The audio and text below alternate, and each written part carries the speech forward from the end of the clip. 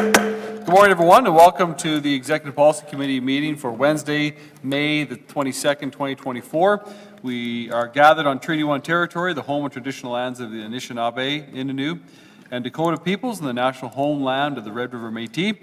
Our drinking water comes from Shoal Lake 40 in Treaty 3 territory. And I'm pleased to be joined today by EPC colleagues, Councillors Mays and Rollins and Lukes, Duncan and Berwadi. We have members of our clerks committee as well here, and our public service. Our CAO, Mr. Michael Jack, is also joined us here today. Begin with a motion to receive the previous minutes. Thank you, Councillor Rollins. All those in favor say aye. Aye. Opposed? Carried. Thank you. We have a number of delegations, but I think, Madam Clerk, Councillor Eadie would also like us to suspend the rules so that he can be heard today, correct? Correct. Motion then, Councillor Berwadi, thank you. To hear Councillor Eadie as well. All those in favor, aye. Opposed? Carried. Thank you. Madam Clerk, our delegations, please. Okay, our first delegation is Councillor Santos. She's joining us in person to be heard with respect to report number 5, Memorial Options for Hope Alley. Good morning, Councillor Santos. Welcome. Good morning. Okay, so I'm here to speak on the memorial options for Hope Alley. Brief discussion. We know this report came forward to your Executive Policy Committee with some ideas and revitalization of a street called Henry Avenue at Main Street. And we had asked the department to come back with some options and some costs.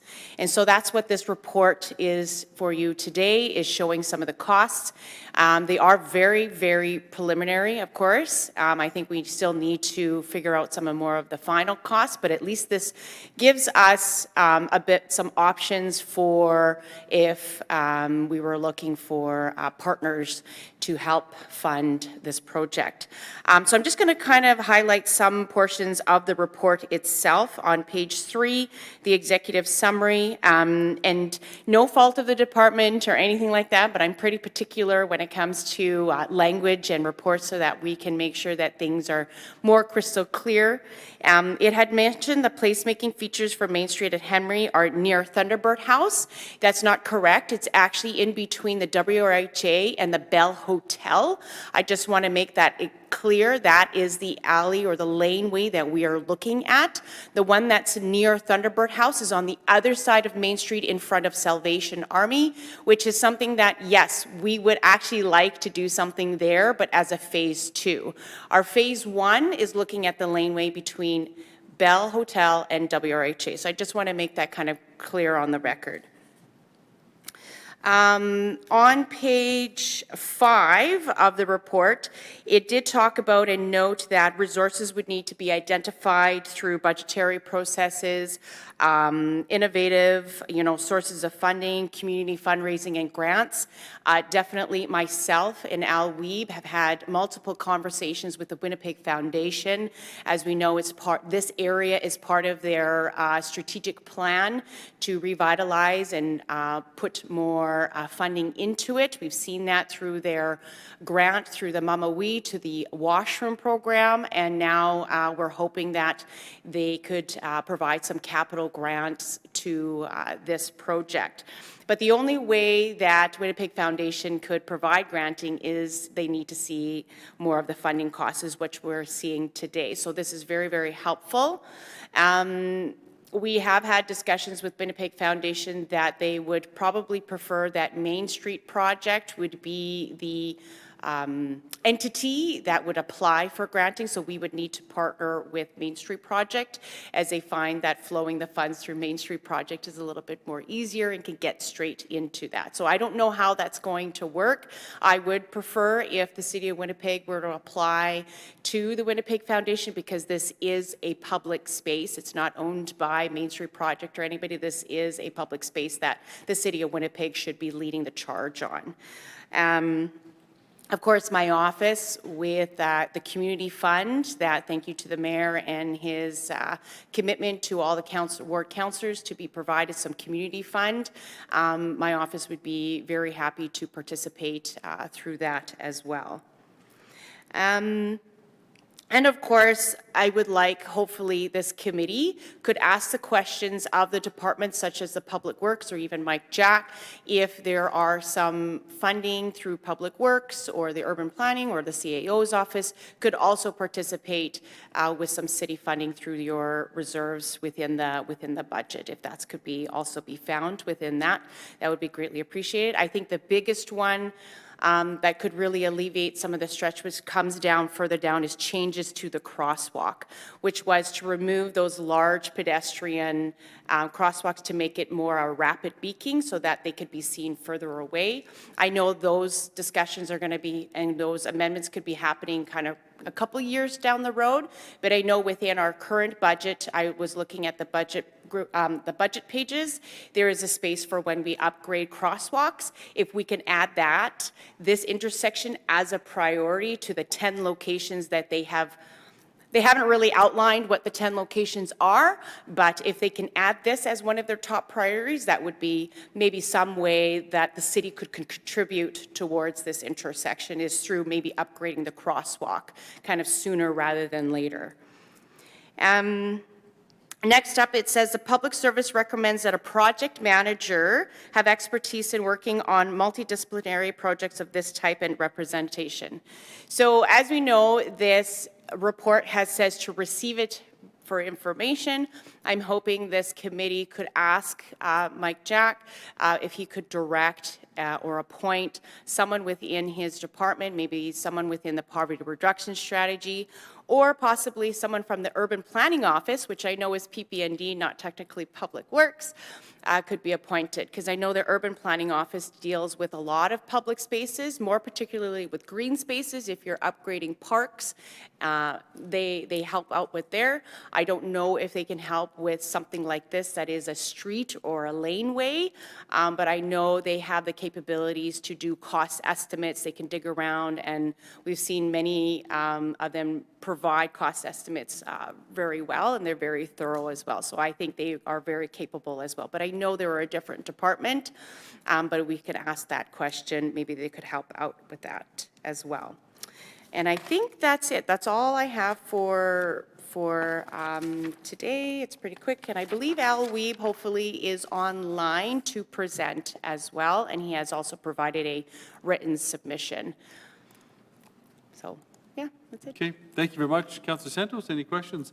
Councillor Rollins. Hi. So there's a contrast between Mr. Weeb's submission and the options,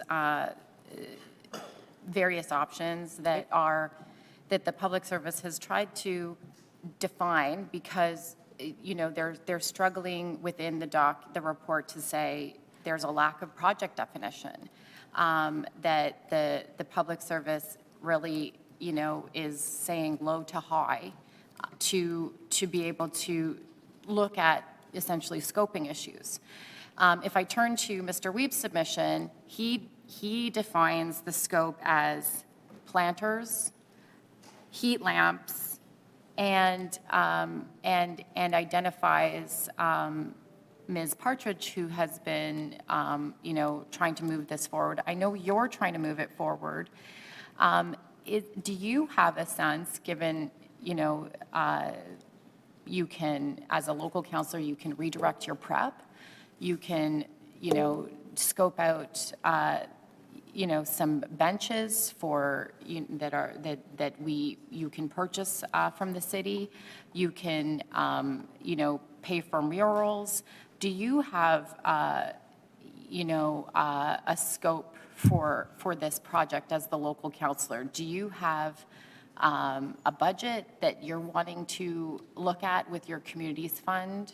Yes. To get going? And Yes, so what is moving that? forward, yes. So thanks for bringing that up. Yes, I have, we'll be able to commit some funding through either the community fund or the land dedication fund. I don't know if land dedication would be allowed, because that's only for public green spaces, so we'd have to move a motion to waive criteria, which does take a very long time. But I think the community fund would be the best avenue for that through a per capita grant criteria. to be allocated towards this project. Sure, but- Together with partnerships with other entities like the Winnipeg Foundation, Main Street Project, maybe Downtown Biz may have some grants that they can dole out as well. The I'm looking for crux of the scope or a dollar figure from you. that still needs to be fleshed out because the dollar figure is here on page, I believe, Page 5 contains Yes. ranges. Ranges, yeah. From low to high. Yeah, we And still so- need to figure out the actual dollar figures. It was not as defined as I hoped it would be. Because again, these are all draft preliminary numbers. No funding was provided to a landscape architect or project manager to actually define the numbers. So that's kind of where we're at right now, is looking for a project manager so that we can actually get these numbers more at a proper estimate. Because you are looking for particular support around design and not of the nature that Mr. Wiebe defines in terms of a planter, an arch like the festoon lighting that's over Cordon, which Mr. Wiebe and I have talked about before, and heat lamps. Like, in terms of scope, do you have a phased approach? Yes. And phase 1, do you have a budget for that? So phase 1, we're hoping to do the mural and the canopies, heated or non-heated, depending on the budget. So I believe, at least with the shade weatherproof canopies, they have a high cost of $300,000. And then the mural itself, unfortunately, we do not know how large the mural can be. The wall on WRHA's parking lot is fairly large, but at least they had put out the square footage. So that is, there's a couple of approaches that need to happen that work with the community, but the low-hanging fruit is the mural and the shade weatherproofing canopies. Okay, and then for WRHA, is that a next step for you? Are you going to be talking to them in terms of how much wall space you can take on their building? They said we can take as much as they want. As far as my understanding, they're very supportive of whatever, because they do have, you can only go so far because there is an entrance into their parkade that goes in there off of Henry Avenue. So we can't be going that far down Henry, but there is a space there for us that they were willing to work with us. And that one's going to take some time as well. We've heard from the community that the community would like to choose what the mural would look like. And whatever artist that is chosen to work with the community would need to be at the Bird and work within the community to ask what that mural looks like, who would be painting it, and so on and so forth. So there's lots of work, community consultation that still needs to occur with respect to the mural. Why do you think the report gets it wrong in terms of the consultation with the other side of the street? Is it sort of an area plan concept that?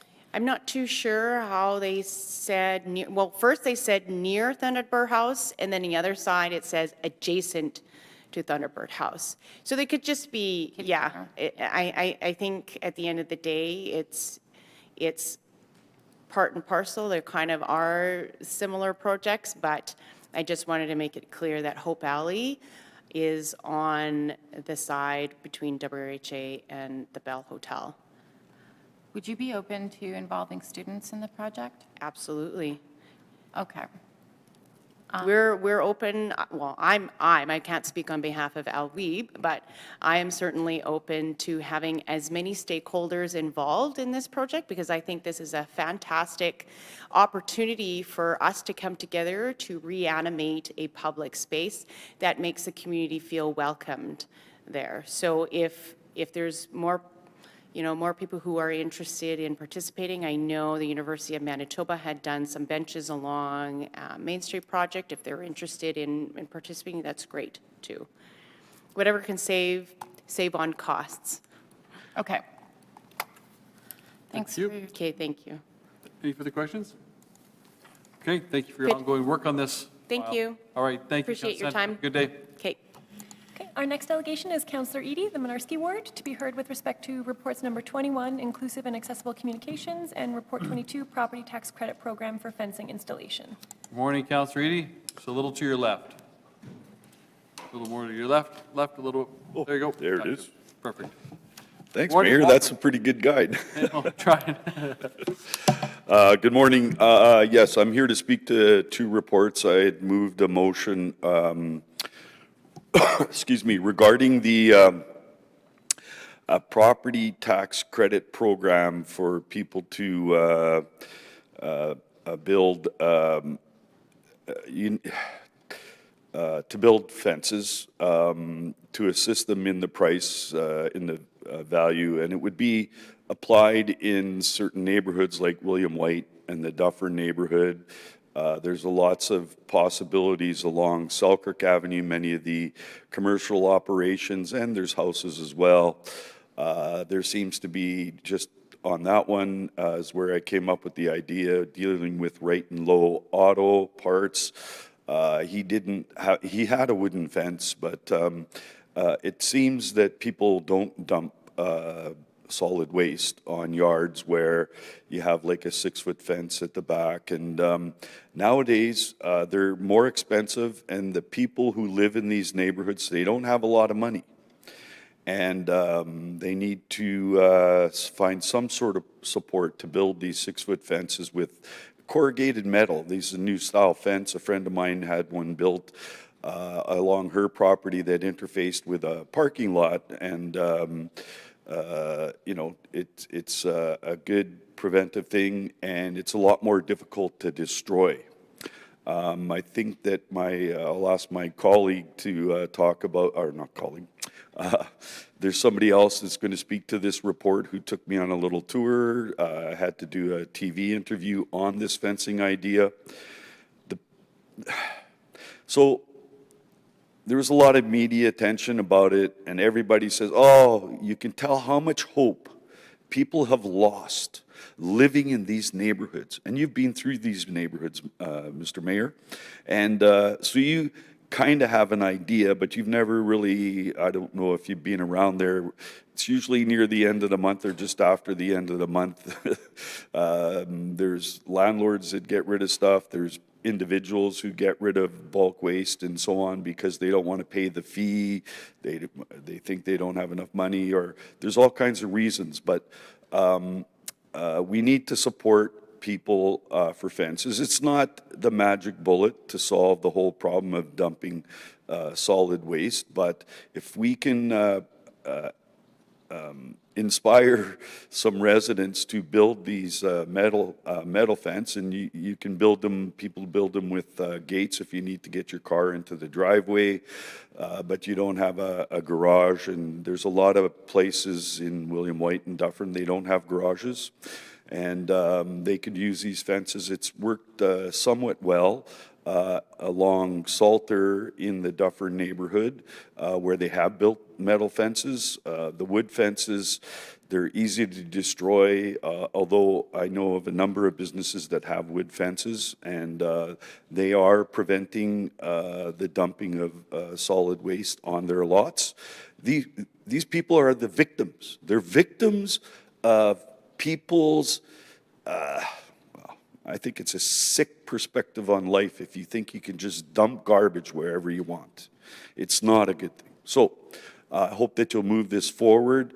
I don't know what the cost is for a fence. You could try to evaluate it, and I would ask the public service to come up with, you know, what's a reasonable amount. We used to do a property tax credit for people to fix, you know, their exterior of their houses. They had, they could get two $1,500 property tax reductions over 2 years, each year, something like that. Increases the value actually of the property when it looks better and when it's protected. So it's not the magic bullet, but I hope that you'll consider moving it on. And it really has to be like not these temporary fences as we've heard with the apartment block on Portage. They got a temporary fence up. Those things don't work. Chain link, you know, it is somewhat preventative, but they get, you know, bolt cutters and they come and they cut the fences. So These corrugated metal ones, they use rivets to connect them and attach them, much harder to deal with. Yeah, some will get damaged, but ultimately it's going to prevent people from becoming victims. On the report regarding accessible documents, I just wanted to speak to this. In the past, and this is a referral for the city to look at, like, what are the costs, what's the capability, and so on. Now, we've looked at that, the Access Advisory Committee, over the years, from the 90s on, with the input of myself and some others, talked about accessible documents. We used to have an access to information bylaw that said if I wanted certain records, I could try to get them through FIPA as well, and then I could get it in Braille or in an alternative accessible format, depending, on the size of the document and the complexity of the records.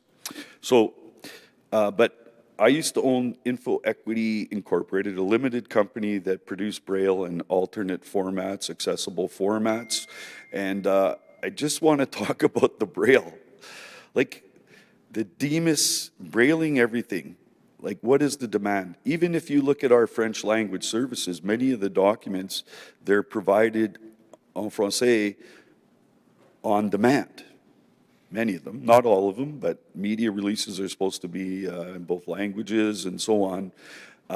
I just want to say, producing Braille, let's look at the rapid zoning amendment thing. I'm not speaking to it, but look at the complexity, the maps.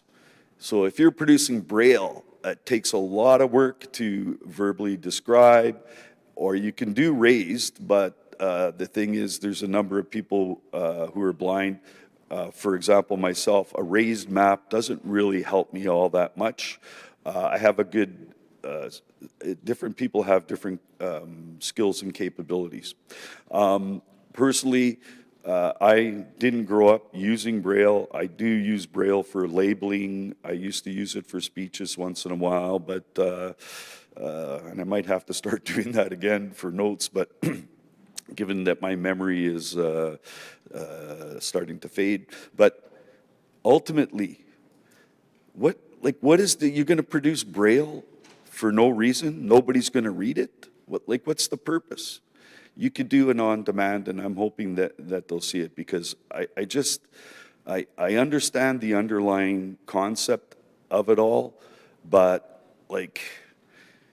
it's expensive to produce Braille, and you're going to need a serious production facility to produce the kind of documents we do every month. So I just wanted to throw that out there. I know that our public service will come back, but people who are successful and blind nowadays, they do use Braille. You can use a Braille display. A lot of people who are blind have Braille displays. So DEMIS, if I was a Braille user, what I would have is I would have my Braille display connected to my computer, and anything that's, in text or whatever becomes readable in Braille. So there are electronic means to do it, like if you want it to suit somebody. If there's somebody who would like a document that's on our DEMIS in Braille, you're going to need, if you want to talk about stalling our RIS system, some of these documents, they'll take weeks to produce produce one copy, because there's a lot of work to prepare the documents, especially when there's maps or diagrams and so on and so forth. It's very expensive, and a verbal description of a diagram's good. I went through Red River Business and Min, and I took microeconomics with all these profit maximization curves and so on and so forth. They can be verbally described as well, but maybe somebody could assist if there's a demand to find that out. But and there are ways of describing it in audio. which is another, I don't know that I seen an alternative as audio production, but Info Equity Incorporated, we used to do documents in audio, and you can describe a convex curve, for example, or those kind of things, and we used to produce it, but it was hard to make a living because nobody wanted to spend the kind of money that it costs to do it. So I'll leave it at that. Okay, thank you very much. Councillor Lukes, question? Thank you, Councillor Eady, for coming forward and speaking to this document about inclusive and accessible communications. So I hear what you're saying. It was interesting, there was a young boy from Saskatchewan who is an international Braille reader. I think he's 7 or 8 years old. It was a very interesting story CBC had on recently. My question is, are you suggesting, or should we maybe modify this motion, this recommendation, to include more on-demand or you know, receive as information? I know that the, as we all know, that the DEMIS system is, we're funding an overhaul to the DEMIS system. And I would hope that the clerks, when they do this overhaul, they do a lot of outreach within the accessibility community to understand what's needed and such. So I hear what you're saying, you know, and I think of all the different multicultural languages that we have. It's more really, it's on demand, right? And that we are moving to this plain language, but that's for visual people. Well, plain language is good, and, you know, whoever's writing the DEMIS reports and stuff, they're going to have to go through training, but that's just a different way of writing the actual document in the first place. Yeah. So, and Public Works, though, Madam Chairperson of Public Works, if you can imagine some of the technical documents, how do you make that plain, right? But ultimately, it is possible to make a lot of that. So there's a whole list of audio. I don't think you should modify it. I think what this report is asking the public service to go back and look at possibilities, okay? Now, like for ASL, when we established the Access Advisory Committee back in 1990, well, it got officially established by council in 1995, but we were working towards it in 94, and we looked at ASL for our meetings, and because we tried to populate our Access Advisory Committee with a cross-disability perspective, looking at, well, eventually we started looking at universal design and dealing with that, right? So there are things that the city, I think, still has in place in terms of, but like, let's say you want ASL for a council meeting and we have one that go, well, I think it's one interpreter can go for 2 hours, I think it is, and then you need another interpreter to go for another 2 hours, and they're trying to and doing the whole thing, right? So standing committee meetings and so on and so forth. I think really all of this stuff's like caption, that's doable. All these things are doable, but what, like, do you want to spend like $10 million, or like, I don't know how much it would cost, but I'm just saying just the Braille for every council meeting. Right, no, I hear you. Huge. It would be very, very Thank you. expensive. I hear you, thank you. Thank you very much. Councillor Duncan? Yeah, thank you very much, Mr. Mayor. Thank you, Councillor Eady. Just a quick question for you, as this has come up recently in a property and development agenda item for signage. Do you have any information you'd like to share in regards to Braille being available on public signage? Depending on the type of sign you're talking about, as you all know, your offices have a thing of Braille beside it. I don't think we've updated the names on the Braille, but it will say what ward you are. You know, so if somebody's navigating and looking, like if there's nobody in the hallway on the east side, I was looking for Councillor Santos's office the other day.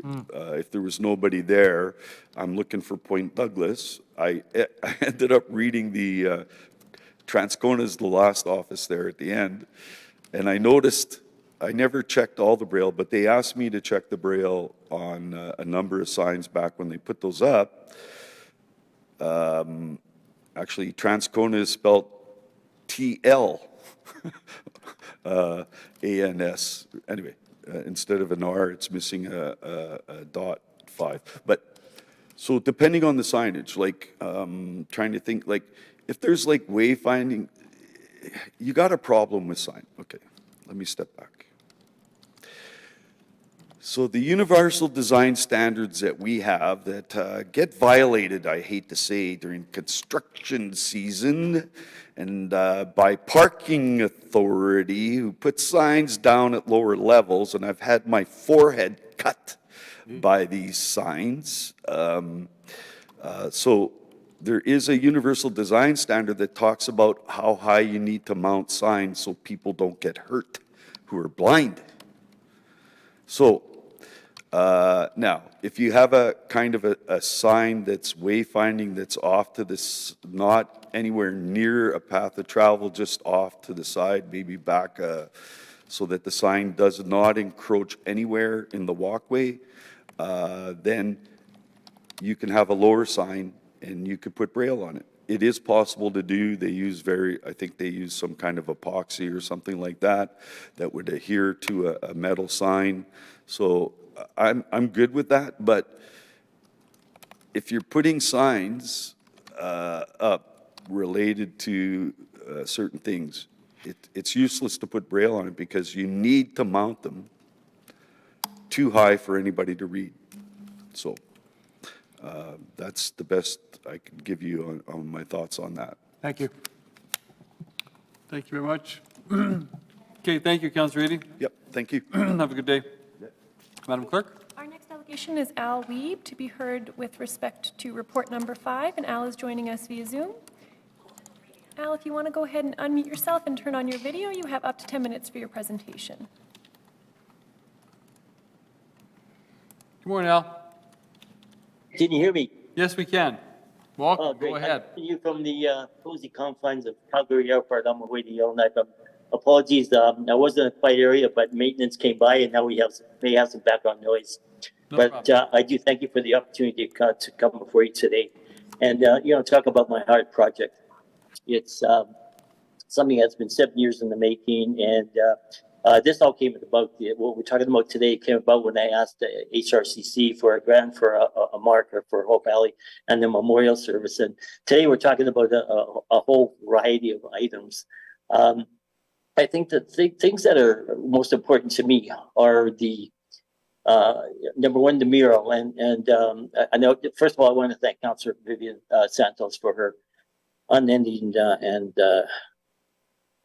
help that I could not replace with anything else. She's been a very huge ally here. I just want to talk about the mural.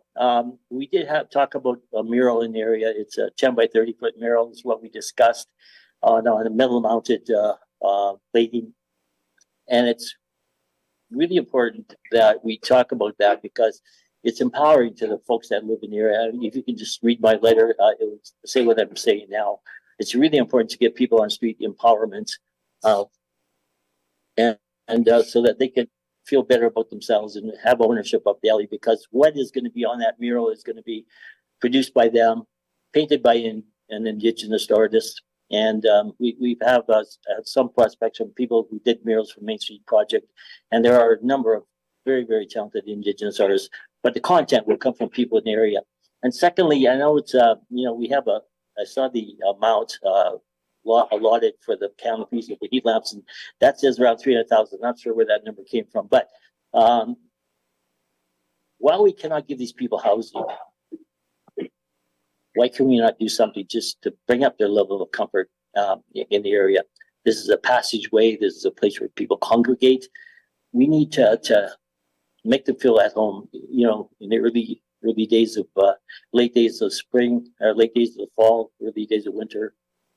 we need people to be comfortable where they are. And if we can put radiant heat lamps and canopies for folks to congregate and sit under on the benches there, that's great. In 2020, we Main Street Project, Anna and I put together a proposal. She sent that in, and I think to Winnipeg Foundation, a community grant, and put benches there. But it's time now to continue on that process and move forward with it. Sure, this is going to take 1, 2, 3, 4, 5 years. That's fine, but we need to get started. We need to tell the people in the area that they are really important to us and to the city in general. And I think that we could do something very inexpensively here. And the great thing is too is I had breakfast with Winnipeg Foundation the other day, and we have a firm commitment to share costs with Winnipeg Foundation for Hope Valley, for the canopies. And also what is also really, really important here, and, they will be a partner in this, 100%, and a large partner. And so the city will not have to bear this alone. Same thing with others, like Main Street Project and the Downtown Biz. But Winnipeg Foundation has a firm commitment to help us out with this. And another thing is that was vitally important, or lighting. Right now, the lights don't work in the area. Let's make that place as light at night as it is during the day for the safety, if not represent safety. Thank you. Thank you very much, Al. Thank you for taking time out of your travels to join us today. Any questions at all for Al? Okay, you have one question, Councillor Rollins? Go ahead. Sure. With respect to the scope, you have some discussions with partners. Have you exhausted the partners involved in the project, or is there still an open door to additional partners? There's an open door to additional partners for sure. A number of people have expressed interest, but what I can confirm is Winnipeg Foundation for sure. And as they are the project coordinator, and Jen Partridge is the project coordinator for the hub area. She is firmly committed to helping us out in this venture, as she did on the other side of Main Street, as Winnipeg Foundation did on the other side of Main Street as well.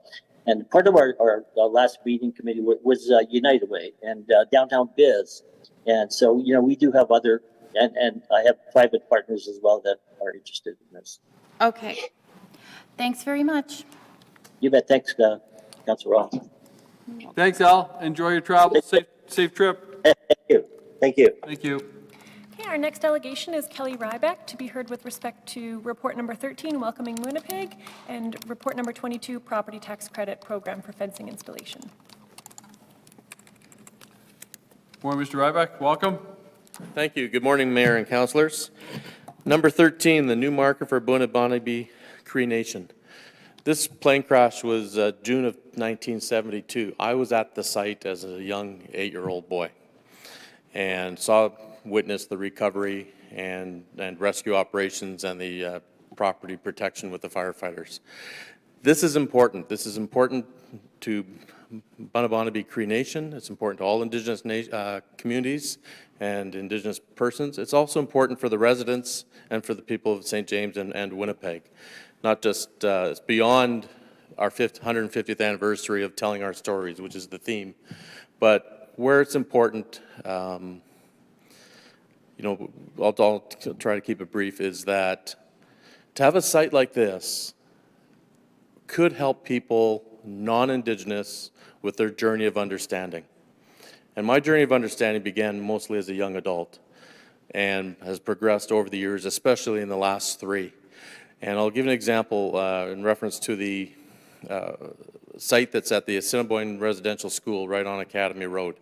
It's a beautiful site with benches, and there's a brick pathway that has the names of all the residential residents on that. And it invokes reflection, it invokes curiosity, it invokes understanding. And this site that's proposed with the marker from the Royal Winnipeg Aviation Museum includes 8 trees, 1 tree for each victim, and a couple of benches and a nice gravel parkway, etc., that people can sit and reflect. It overlooks the Assiniboine Golf Course, but overlooks the airport, which was the, of course, the site of the crash on Linwood Street. But I encourage you to support this motion, provide the funding, and you know what? It's a beautiful location. but most importantly, it may help people look back and reflect, and through acts and steps to reconciliation. And number 22, the property tax credit program of fencing installation. You heard Councillor Eady just speak on this. Well, I was the gentleman that was with him. I did a ride along, and I was chauffeuring Councillor Eady around on various appointments because earlier today we had a shared one, and I was available. And this is important. I don't know what the take rate is going to be on it or what the cost is, but why is it important? Is to lend a hand of goodwill and give people a chance and hope.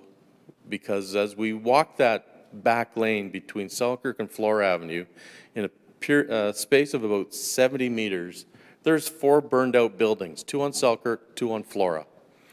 The one on Selkirk, which prompted this, the fence is gone. I don't know if it was because of the fire or because of vandalism, but all that remains is the 4-inch post sticking out of the ground.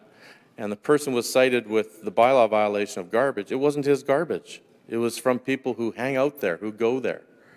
And different activities that are taking place between using drugs or starting fires again, not only to keep warm, but there's an intent to burn down a building a second time. And as we were there, a young gentleman from Flora Avenue came across. He lived right behind the site on Selkirk, and he was exasperated. They're trying to make a life and trying to improve their livability, but he was just frustrated as what goes on at the other property because there is no fence. The other properties that we saw, again, 2 burned out buildings on Flora Avenue with oodles amount of garbage. It's not the garbage of the property owners, the garbage of area people or other residents. And like say somebody's moving out at the end of the rent, instead of putting garbage where it needs to be or hauling it themselves, they're just throwing it into a property that doesn't have a fence. The properties that have fences don't have the garbage issue. And then if these fences were in place and if garbage is just left in the back lane, well, then it's a city requirement to pick up. It's not a bylaw violation, and it's not these residents. As Councillor Eady said, these residents are victims. But I think you can, hopefully you can find it within your goodwill, but also within the budget to help finance fences in these areas where the people can't afford to do it, and let's help solve a problem. Not only the problem of the aesthetics, but also the problem of people needing a break and needing something to feel good about themselves instead of going down a back lane and seeing the mess that's there, or looking out their back window and see that somebody dropped a mattress or a couch into their yard and it's not theirs, it's somebody else's. So you can bring up then, Selkirk Avenue used to be a vibrant community. My grandfather and grandmother had a store there for many years in the 60s and 70s. As a young kid, we'd visit grandparents, and we had no problem walking on Selkirk Avenue or inside the store, my grandparents speaking to customers in Polish or Ukrainian. But it has changed. It's not the community it was in the 70s and the 60s. And I still go there to visit and as a customer of companies like Svitoch, Ukrainian Export and Import, and Ideal Electric. But Wawel's Meat Market is closed up. My grandparents' old location is now the Manitoba Harvest Food Depot. These folks need something, and there's ways to find the money in order to do this. Again, it just goes back. This was part of my life, and to see that community in the shape that it is now is heartbreaking. And I still have time, if you can, brief comment, if you can suspend rules to allow me to speak to Community Services Report number 2 on the mitigation of Winnipeg Fire paramedic. I'm like, Can you do it just in very 2 brief. minutes? Okay. Yes, very Right, brief. Go ahead, thank you. That I spoke at this on the May 8th Community Services SPC meeting, so I won't get into it, but I just, not this way to try to save money where you're taking personnel and equipment off the street. And it would be a sad day that if because of a tragedy that life-saving wasn't provided or late or extensive property damage could have been avoided if there was a proper staffing, and who is going to answer to that? Anyways, thank you very much. Thanks for hearing me. Thank you. Thank you very much. Appreciate that. Thank you for your comments. Looking forward to voting on the plane crash memorial. Looking forward to that. And if I can just add one thing about that, Could you please address the wording on the motion? It says to honor a plane crash. We're not honoring a plane crash. Those, We're remembering and we're commemorating the victims. appreciate The it. actual wording is honoring a plane crash, which is inappropriate. Thank you for pointing. Thank you very much. All right, thank you. Madam Speaker? Okay, our next delegation is David Grant to be heard with respect to a number of items, specifically Report 2, 6, 12, 16, 20, Audit Report 1, and Item 1 of the Report of the Standing Policy Committee on Water and Waste and Environment, and Item 3 of the Report of the Standing Policy Committee on Public Works. And David is joining us via Zoom. Good Hello, morning. Mr. Grant, welcome. You go ahead. Thank you. Nice to see that you have a short period of delegations so you can get on with your business. On the topic of Winnipeg 150, Winnipeg is 150 years old. There are a variety of ways to celebrate birthdays. Kids like balloons and cake. Older folks tend to get together to share stories of their long lives. Personally, I like the idea of celebrating in our neighborhoods, which is what Winnipeg 150 is largely doing.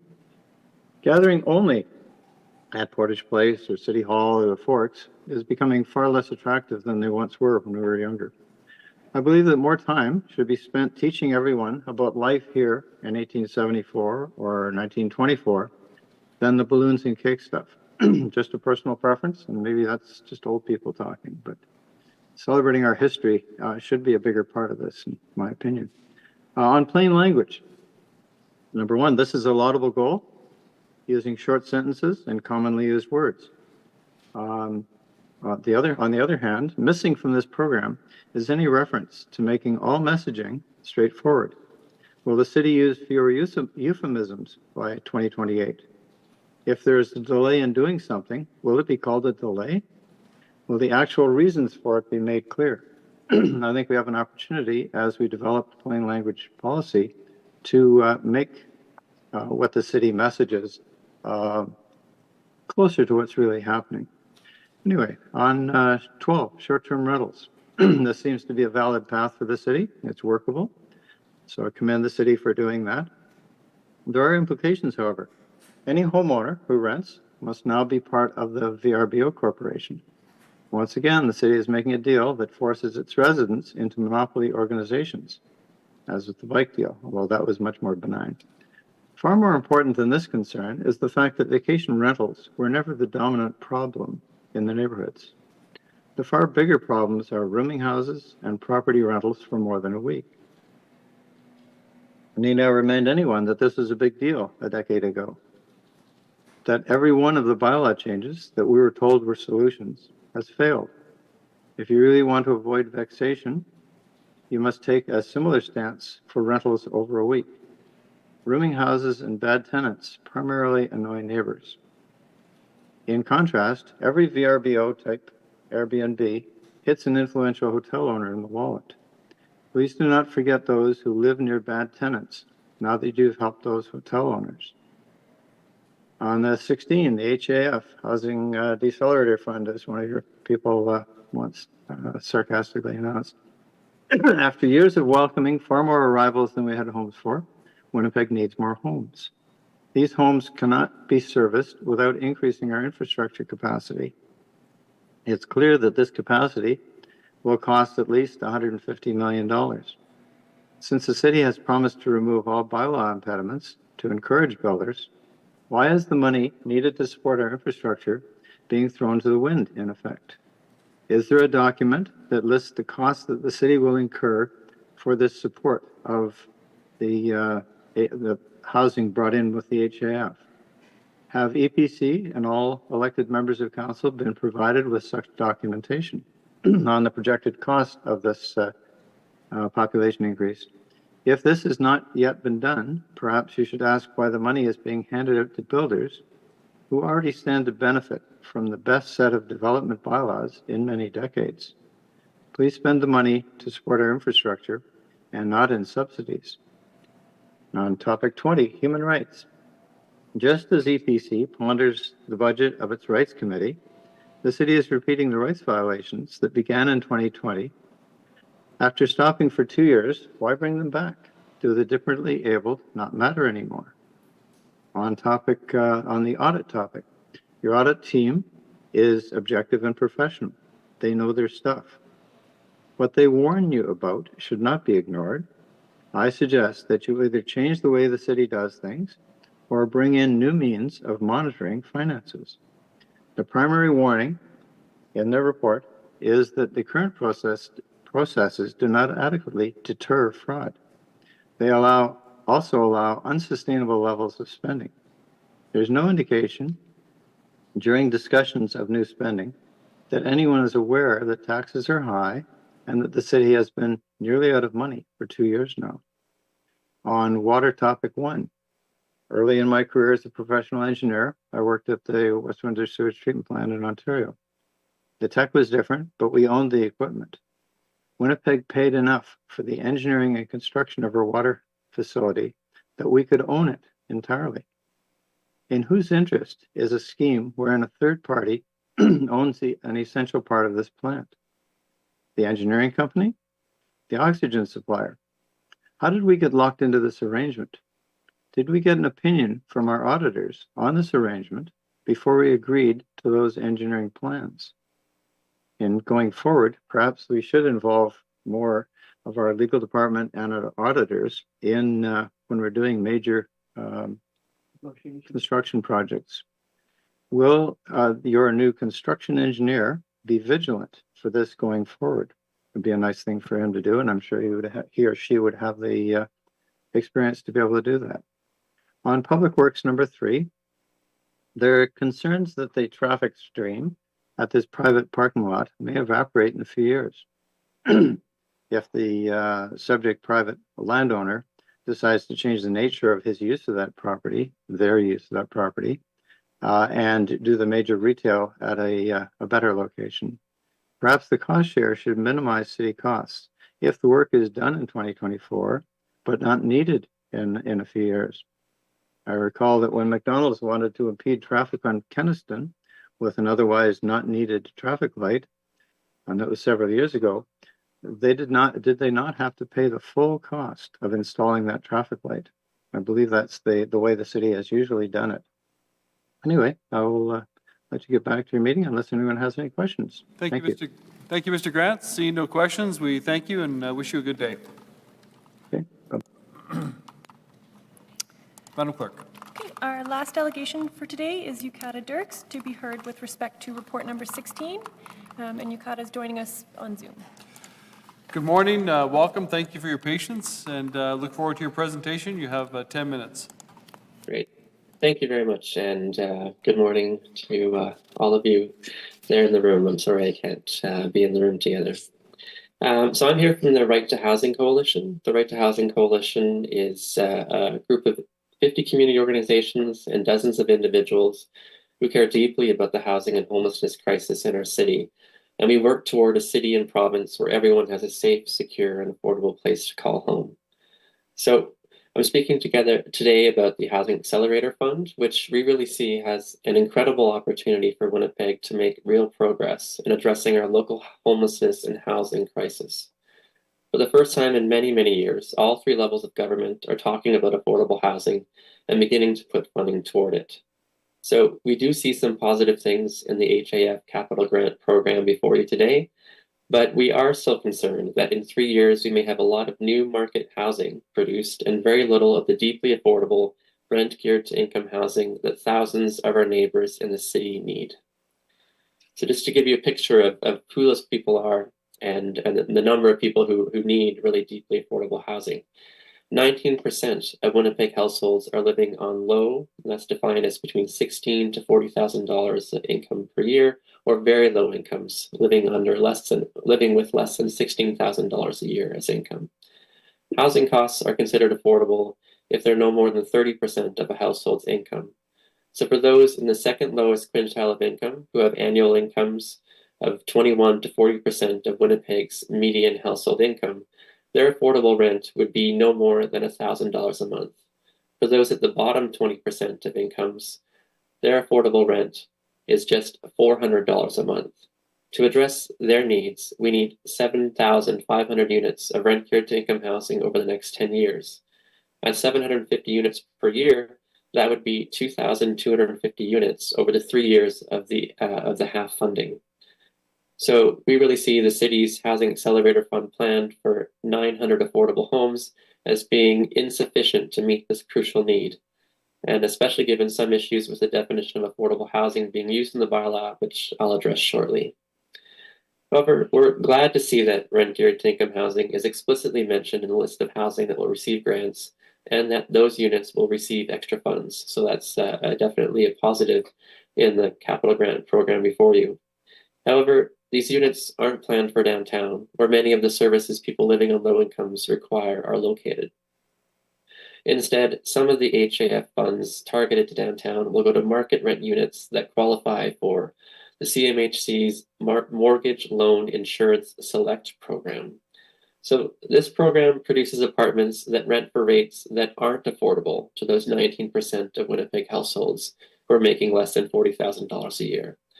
To give you an example, a recent project approved by the city for West Broadway, which used CMHC's Mortgage Loan Insurance Select program, is going to produce bachelor and one-bedroom units renting at $1,000 or $1,100 per month.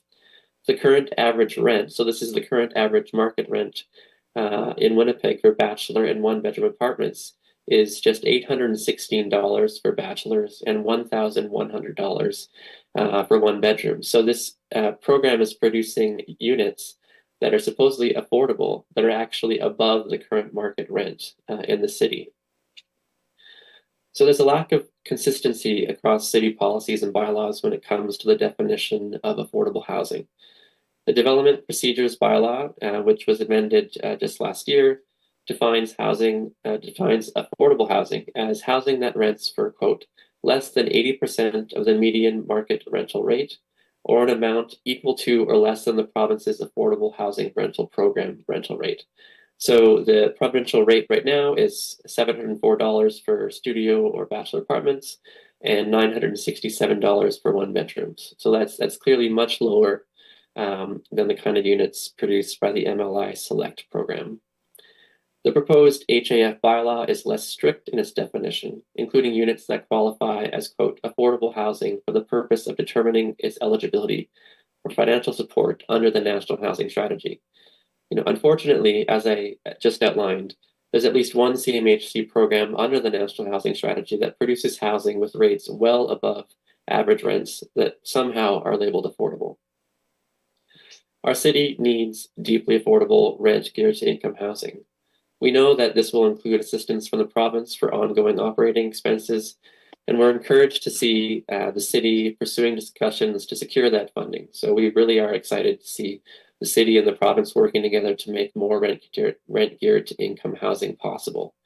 But to make sure that RGI housing is a priority and that the HAF funding goes where it's needed most, we urge the city to clearly define affordable housing for the purposes of receiving city incentives in line with the Development Procedures Bylaw definition, with the extra added inclusion of rent-geared to income housing explicitly in there.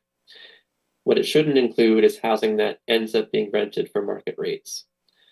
The HAF funding could do a lot to support the construction and acquisition of the kind of housing our community desperately needs, but it's only going to do this if we prioritize RGI housing, and defining it, adding it into the definition of affordable housing and prioritizing it through extra funding is how we're going to get there, and how we're going to realize the opportunity that the HAF represents for the city to address the housing crisis.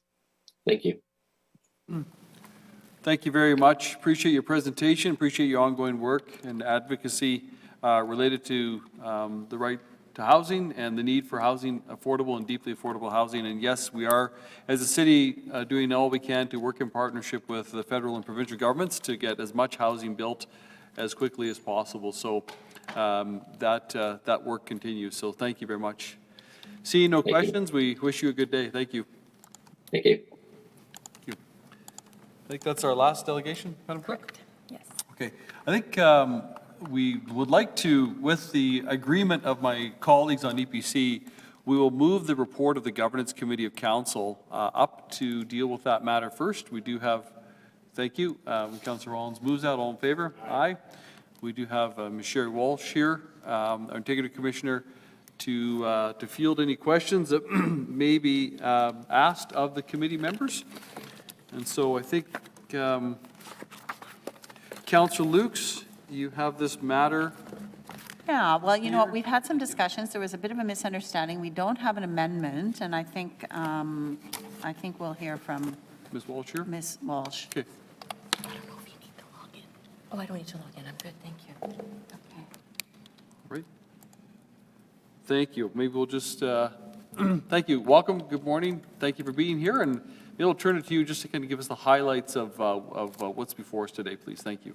Well, thank you, and thank you for accommodating me. I know I had said I have a hard stop to leave at 11. I brought my car. I can probably stay till 11:30 if necessary. Okay. So I very much appreciate your accommodation. I wasn't entirely sure what matters you wanted me to raise. I have a little bit of an introduction, an overview of the report and the amendments. So I'll start with that, and Sure, then thank I you. understand there's some questions. Can you hear me all right? We can, yes. All Yeah. right, good, okay. So just by way of background, the code was first passed, as many of you will remember, in 2018 as part of the city's new accountability framework. And so that framework included the new code and the appointment of an integrity commissioner who could give advice about how to comply with the code, education, and be there to accept complaints to enforce the code. And a number of amendments have been made to the code since it was first passed in 2018. The code was never intended to be a static piece of legislation. It can't, it'd be impossible to anticipate every type of factual situation to which the code might apply. And so over the years, we've made amendments to the code to keep it relevant and effective. The amendments that are proposed in today's report are based on my experience over the years in applying and interpreting it, based on my discussions listening to members of council, members of the public service, and members of the public. I also consult on a regular basis with my counterparts in other municipalities, and you'll see that attachment 3 to the report shows you the results of the cross-jurisdictional scan that my office conducted with respect to some of the amendments, so that you can see what other jurisdictions have been doing, and that's what I looked at too. In some cases, particularly with respect to the amendments to Rule 9, and I'll come to that, I would say that Winnipeg is going to be unique in a more progressive way in the wording of its code. The intention with all of these amendments is to enhance the code, both the rules and the enforcement process, to provide more guidance to members in terms of being able to apply the code, and also to guide the expectations of the public service and members of the public, so they know, what they can expect from their members of council. There are no changes to the fundamental obligations or standards to which members of council committed when they first passed the code. So in terms of the rules, the enhancements include things like I've added definitions to certain terms that are used in the code that were not there before, such as, for example, there's a definition of gifts. There are clarifications to some areas, more specificity to what's expected from members, as to how they should conduct themselves, and more specific information about what to expect from the Integrity Commissioner in terms of how the Integrity Commission will apply and interpret the code. And so, as I said, and I don't know what you have in front of you. I think I heard you say you don't have the amendments in front of you? You do? They're attached. We have the Okay, amendments all right. that are being proposed. So, and I do want to thank the members of the Governance Committee, because I originally brought this report and the amendments forward in 2023. And then because of the diligence, I would say, of the Governance Committee, met with them on several subsequent occasions to work on making sure that the amendments allow members to continue to serve their constituents' needs in a responsive way.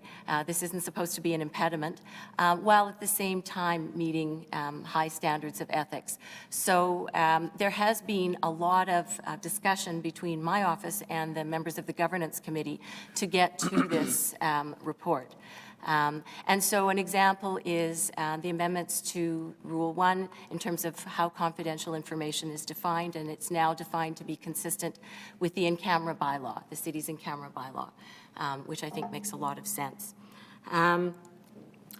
Something like Rule 9, the rule relating to respectful conduct, the amendments that I'm proposing there provide more, again, more guidance, more specificity to what respectful conduct means within the context of the code. And you'll note, and this has always been the case, that it isn't just respectful conduct in the colloquial sense, that members have a duty to treat each other, members of the public and staff, with respect and without abuse, harassment, and the change I'm proposing is or discrimination. Because then in the definition of harassment, I proposed a new definition of harassment that includes conduct that is demeaning, humiliating, or intimidating. So this is a more specific definition of what would constitute a breach of the respectful conduct rule. And then there's also a specific definition of sexual harassment, which has always been understood to be part of what's prohibited by this rule, but never fully defined. And again, I think I haven't seen this in any other, this level of definition in any other codes of conduct. The City of Toronto has a policy, but they don't have it in their code of conduct. And I know that it has posed a problem from time to time when a complaint has come to their integrity commissioner. They've had to jump through a few hoops to be able to enforce this kind of prohibition. And as I say in the report, in defining sexual harassment, I was guided by the Supreme Court of Canada, by the Human Rights Code, those types of guidance to come up with this definition. And then I specifically indicate that the Integrity Commissioner shall interpret Rule 9 in a manner which is consistent with the Manitoba Human Rights Code, and that requires an objective standard. So just because someone subjectively feels that they have been harassed will not be the test, and that's confirmed. The other thing that I've codified in there, you'll see at 9C, is that the Integrity Commissioner will generally not accept a complaint about a member's conduct if it has already been dealt with by the Speaker or presiding officer of the relevant meeting of council or committee of council. Now, this has been my practice, and it's identified in the annotated code, which is published. But I wanted to codify it so that it's there. It's not just my practice. I will not always be the Integrity Commissioner. I also think that codifying it highlights this fact to everyone, to members of the public and to members of council. And it also, I wanted to empower or remind members of council that when they are chairing a meeting, the procedure bylaw gives them a fair bit of authority to maintain decorum, to ensure that their colleagues conduct themselves in a respectful way. And in my view, if, as the rule has now is to be amended, if the Speaker or presiding officer has dealt with an issue, then I don't think it's appropriate for the Integrity Commissioner to weigh in. I mean, you have to remember that the Integrity Commissioner is not an elected individual. And, you know, the common law, the Supreme Court of Canada, has come out very specifically saying that the role of the Integrity Commissioner to regulate political speech is very limited. And as I said, I think that's appropriate, and that's how I've always conducted myself. And so that's why I wanted to actually amend the rule to codify that aspect. I'll also, if you want to go back to Rule 7, 7D is an amendment that was requested of me by Council in March of last year to make any form of public funding announcement, to prohibit certain kinds of public funding announcements in the 60-day period prior to an election. So in bringing forward that resolution, council had also asked me to put wording into the code under election-related activity. So that's in there. I am recommending removing one rule, and that's Rule 10, adherence to council policies and procedures, which said that members must adhere to all bylaws, policies, and procedures adopted by council. I remember when we first passed the code in 2018, I had taken that from some other examples in other municipalities. But quite frankly, I don't think it's appropriate for the Integrity Commissioner to be regulating members' conduct outside of whether they comply with the code of conduct. So I would like to, I'm recommending that we take that rule out. There are other ways to enforce members' compliance with other rules, bylaws, policies. So those are some of the highlights with respect to the changes to the rules. And then there's no changes to the preamble or the key principles, no changes to Appendix A, which are the advice procedures, which talk about how the Integrity Commissioner provides advice to members of council. I did make some changes, have proposed some changes to the complaint procedures, which deal with enforcing the code. Again, to make it more clear to members and members of the public what to expect when a complaint is filed. One of the changes that I've proposed that was not addressed is what happens if there is a complaint that's been accepted by a member and before or during an investigation, the member resigns. So the previous code just dealt with what if the member wasn't reelected. And it said that there would have to be a resolution by council to proceed, which quite frankly wouldn't really be practical because how would council come to know it given the confidentiality obligations? And then, there are other reasons why someone may not continue to be a member after a complaint has been filed or accepted. And let me be clear that I won't accept a complaint. There's nothing that allows acceptance of a complaint about someone who's no longer a member. But if between the time that the complaint was filed and the time the investigation commences or continues, they either resign or they're not reelected or they're removed for some reason. What I've said is that the investigation would be suspended unless the Integrity Commissioner thinks it's in the public interest to proceed with the investigation. And that's really a matter of resource economy, if you like. Some of the other changes that I've proposed, and I know this is one that several of you were interested in. There has always been a time limit for filing complaints. The original time frame was the complaint procedures at Section 4 said that complaints must generally be made within 60 days after the date of the conduct giving rise to the complaint, or within 60 days after the complainant became aware of the conduct. And then there was always a section that allowed for the Integrity Commissioner to accept a complaint that was filed late if they were satisfied of certain things.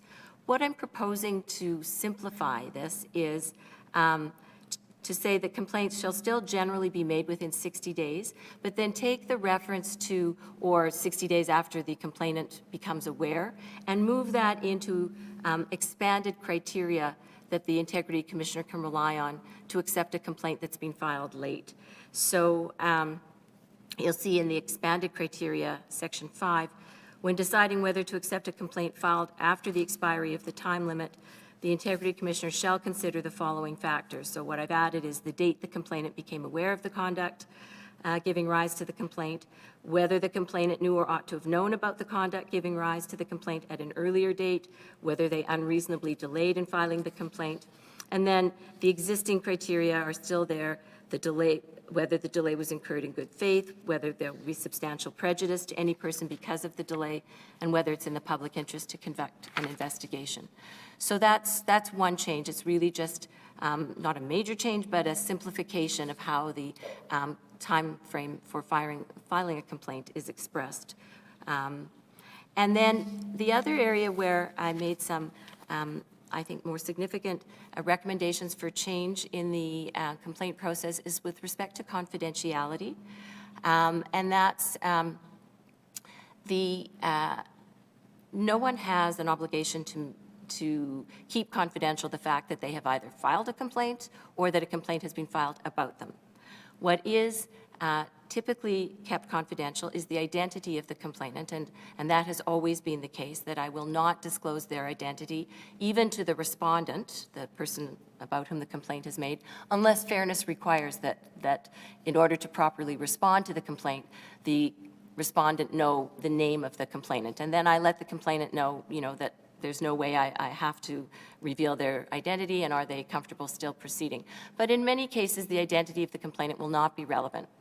One of the changes I'm proposing is if a complaint is made alleging that Rule 9, the respectful conduct rule, has been breached, that even where I have to disclose the identity of the complainant to the council member has to keep that individual's identity confidential, because otherwise that will put a chill on people coming forward with complaints under Rule 9, which can often be of a very sensitive nature, complaints, alleging that they've been sexually harassed, for instance. So that's one change that I'm proposing. The other change is to articulate that everyone who participates in an investigation, whether they're one of the parties or a witness, has to maintain confidentiality around the investigation process, and that's to ensure the integrity of the process. And that if they fail to do so, it may result in an adverse finding against the member, or it may result in the Integrity Commissioner deciding not to proceed with the complaint. So those are, I think, the most significant aspects of what I'm recommending for both the rules and the complaint process. I will, there's two other things I want to comment on. At the Governance Committee meeting on April 18th, the Governance Committee brought forward a motion, or they passed a motion. They wanted to add another type of committee or another type of announcement to the prohibited funding announcements in the election-related rule.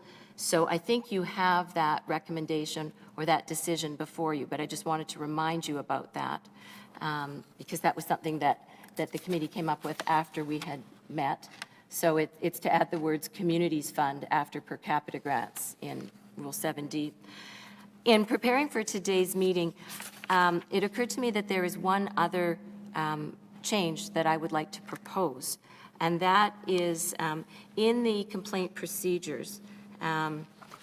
You'll find it, if you look at attachment 2 to my report, which is I think it's referred to as the consolidated version or the clean version of the proposed amendments. It's page 17. You'll see there's a section 22 at the top of the page. So what I wanted to add there. Ms. Wall, just 1 second, we'll get there, so. Okay, sorry. Page 17. Page And it's 17 number of 22? attachment 2, section 22. Yeah, okay. Go ahead. So you'll see it says, all parties and witnesses involved in an investigation shall maintain confidentiality over the investigation process.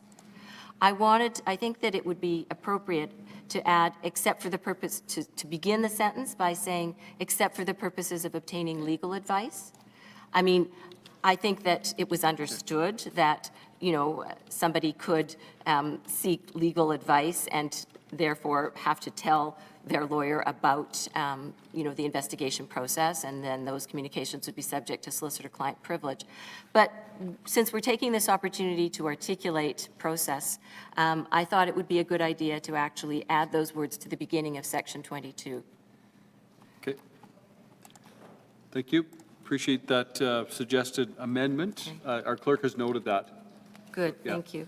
Okay. So I have, subject to questions, I think that gives you the highlights of what the Governance Committee and I worked on. Well, thank you very much. I appreciate your ongoing work and the Governance Committee's ongoing work in, it's a kind of a living, breathing document as it's being shaped and reshaped as time goes on. So appreciate the ongoing effort and updates. So Councillor Lukes.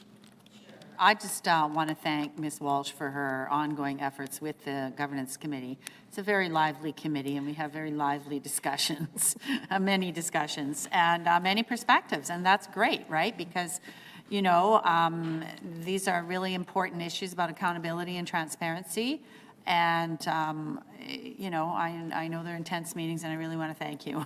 Thank you. Thank you. Thank you very much. Any other questions at all? Okay. Appreciate all your work, and yes, the kind of the red letter edition of the attachment here really shows the amendments clearly and spells them out. So thank you so much. And as I said, we have noted, our clerk has noted regarding item 22 there to add that Good, thank clause at the beginning of that statement. Thank you. All right. Okay. With that, then, entertain a motion. Councillor Lukes. The clerk could just read it into the record what the modification is for item number 22. Sure. In section 22, attachment 2, section 22, add the words "except for the purposes of obtaining legal advice" immediately before all parties and witnesses too. Perfect. Okay, so that's the motion to receive Okay. this. With that amendment to the Amendment. motion, Okay. all in favor? Aye. Aye.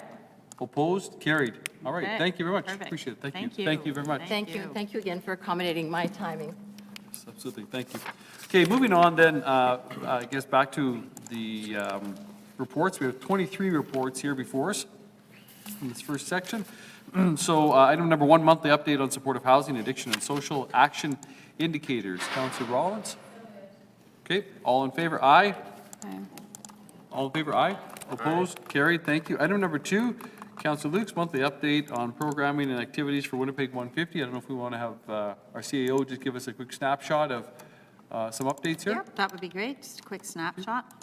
Great, thank you, Mr. Mayor. Yep, everything's rolling along really nicely. I'm advised by our event lead that she and the team have been having a lot of good engagement with councillors at this point. I think, you know, that it started slower, but the momentum is built, and I think even in terms of how we're discussing this around City Hall has got everyone's attention, so that's good. You're all aware that we have located one of the team members, Charlie, here at City Hall, who has an on-site presence for part of the week. And I understand she's now very busy with many of you and all sorts of different varied tasks. And again, generating some of you generating newsletters as was originally intended. Now that we're moving into the summer, you're going to see a lot more of the Winnipeg 150 pop-up tent all around town at a whole bunch of events. I'm advised we will likely, the target notionally was to attend 150 events throughout the year with the tent. I'm advised we're going to outpace that, so that's fantastic. If any of you continue to have ideas or thoughts where that tent would be useful, where it would assist any sort of community event or whatever, please make sure Jen and the team are aware, or you can always forward that information to me as well. Great media traction, just very, very recently about the Winnipeg 150 medals. I know it's something very important to council and the community. And so I guess May 15 is the target date for the nomination period to open, closing on July 15th. And of course, you can all play a large role in that and certainly do our best to honor all sorts of Winnipeggers of outstanding nature, achievement, and for other reasons that you consider worthy there. Let's see, more on the pageantry bit. You're going to see more in terms of streetlight banners, a bigger presence at the airport, and some other prominent locations. And so really kind of hitting our stride with the pageantry bit as well. Still working towards an October Mayor's Gala. More details to come, of course, but everything is still on pace.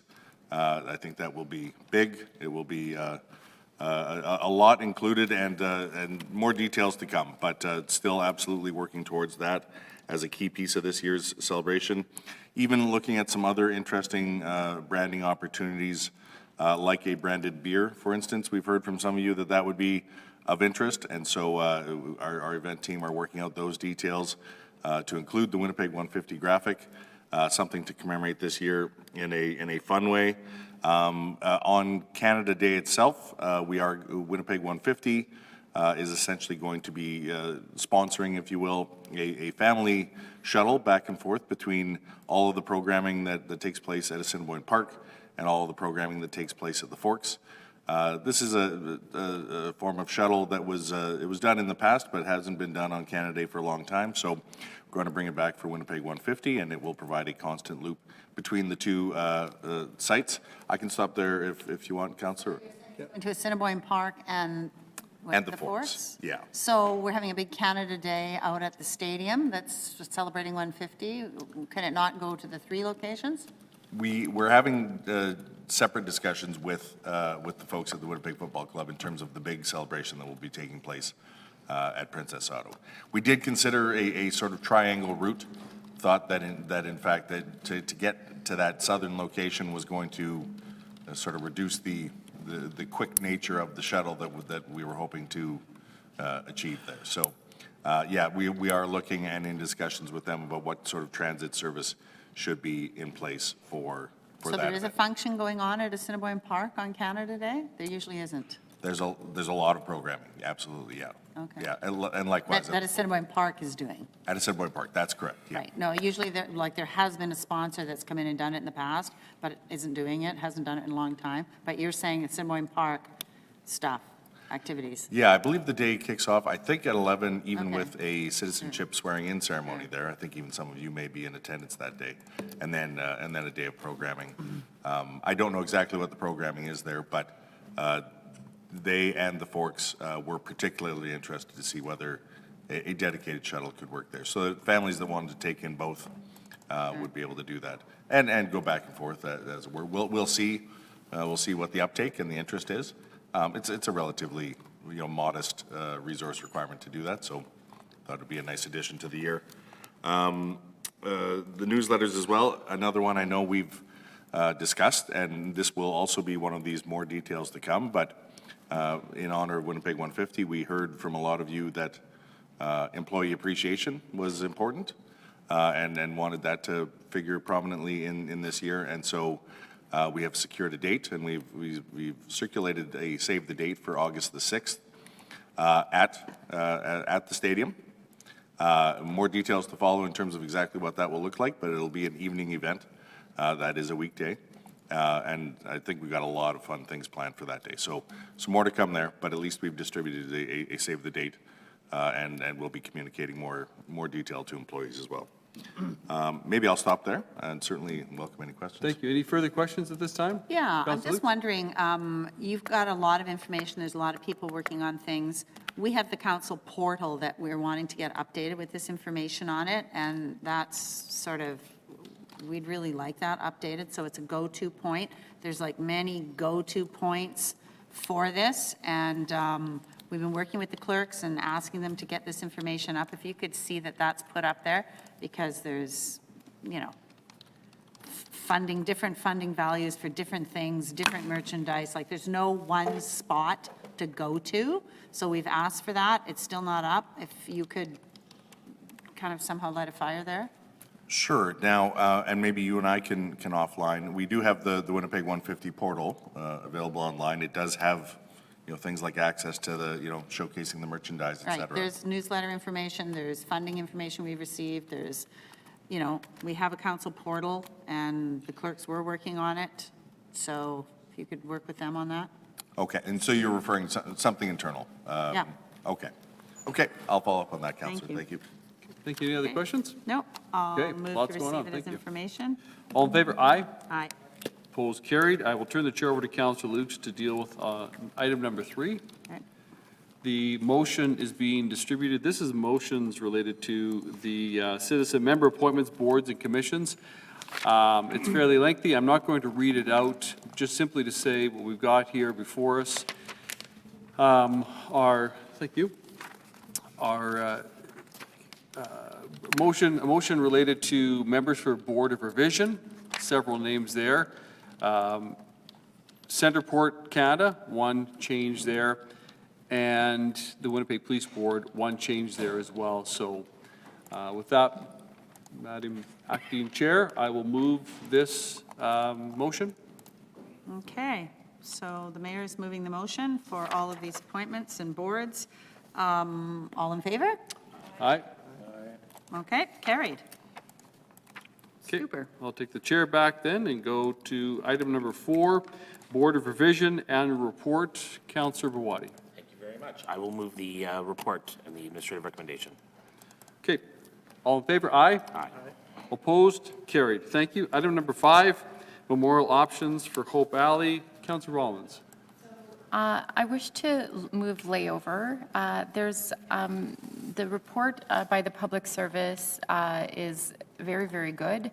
There's a few scoping issues that we heard from Councillor Santos, some funding partner work to be done to get a scope, list of amenities, and a budget before really concretely turning to the city and saying, you know, what further direction. So at this stage, I don't feel like I have sufficient information to move a motion that would redirect the public service in light of what Councillor Santos is looking for, what Mr. Wiebe is looking for. So to that end, if I could have another month to, you know, host some meetings with the funders, get a sense of the phasing of the project, the budget, and the scope, and then I'd be better able to speak to it next month, if I may, Mr. Mayor. So you're moving So layover 30 days? 30 days, yeah. Okay,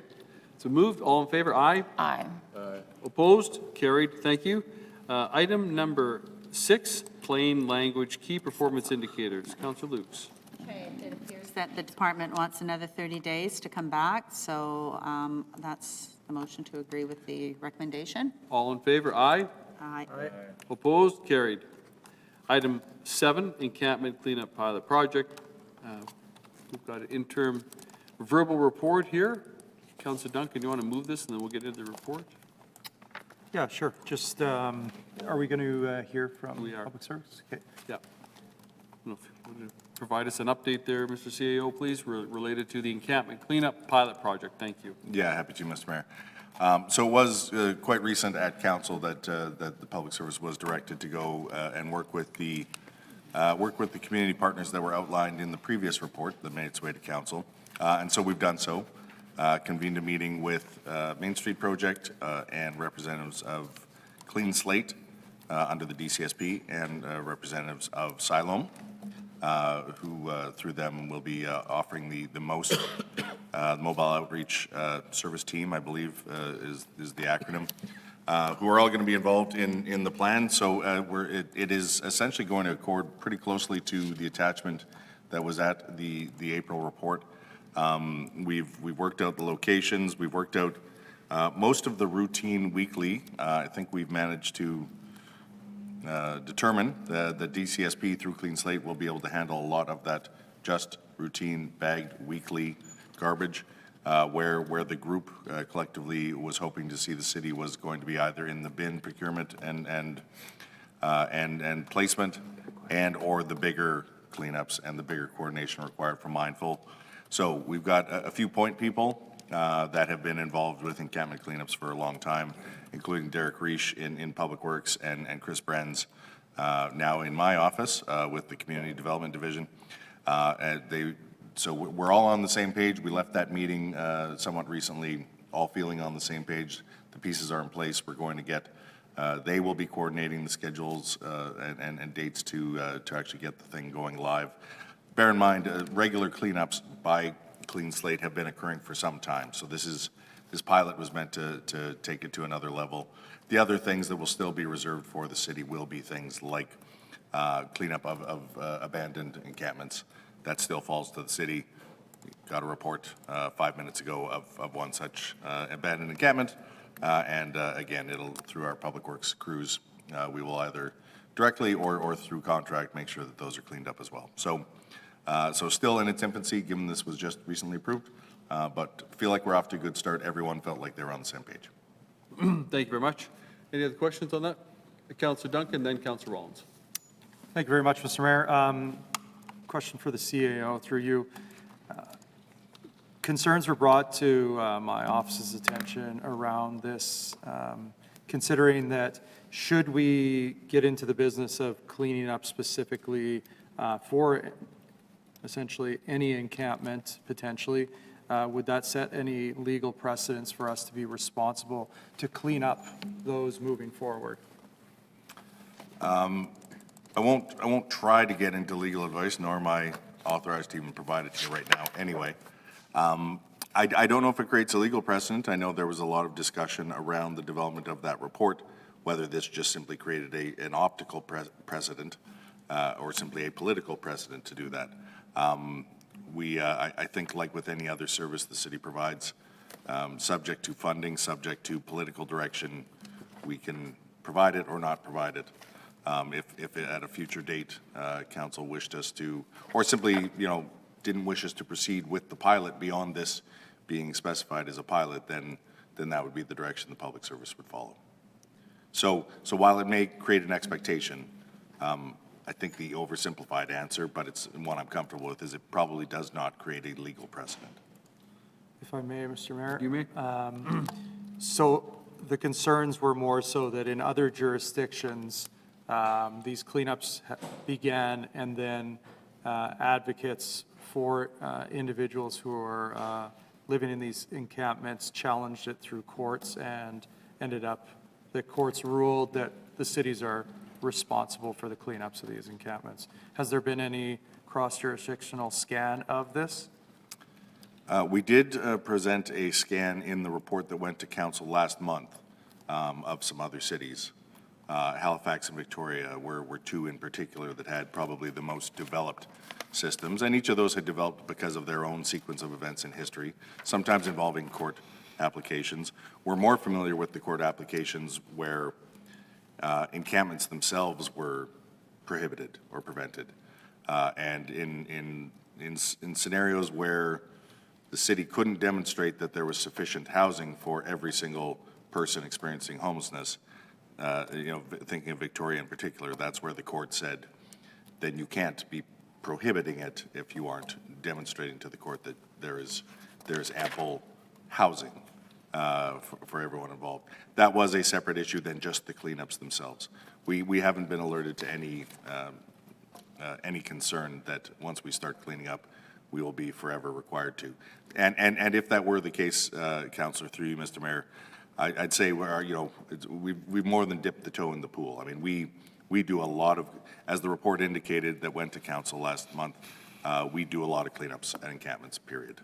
Whether it, lesser of the mindful ones, and this pilot is meant to kind of enhance that side of it, certainly doing a lot of, garbage pickup, debris pickup at and around encampments anyway. Any further? Yeah, go ahead, Councillor. Just a final question around the term abandoned encampments. Do we have a specific timeline on abandoned encampments? Residents have also reached out to say that there have been unoccupied encampments for as little as 24 hours, and they would consider that abandoned, using comparisons of leaving their belongings out in public for 24 hours and them going missing as well. So do we have a definition around abandoned encampments for residents? Thank you for asking the question, and through you, Mr. Mayor. Yeah, typically when these are identified, they're identified first by an outreach agency, and in this case, it will be Main Street Project. Where they suspect it is abandoned, they have indicated they will visit twice within a 24-hour period, and if they can't locate any clear presence of activity, then they consider that abandoned. And so under this pilot, that's the rule of thumb we will be using, is essentially a 24-hour period. Thank you, Mr. Mayor. Councillor Rollins? Thank you. You mentioned that you have locations where the routine weekly cleanups are necessary. My residents behind Assiniboine, the local MLA, have noticed a marked increase in the ability for folks to take a walk around the Riverwalk path, where larger cleanups are often necessary. Right behind, continuing on from Assiniboine, right behind McFadden Park, and then continuing on behind the Granite. This is mobile encampments to which it's hard to,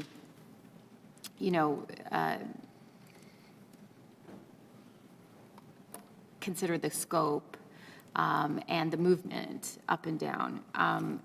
Can you list the locations? So under the pilot, the 3 areas of focus are going to be the several locations along Assiniboine Avenue, as you've mentioned, Councillor. The area on Waterfront Drive, where there's a cluster, and area around Maple Street, I believe. So 3 main areas of focus.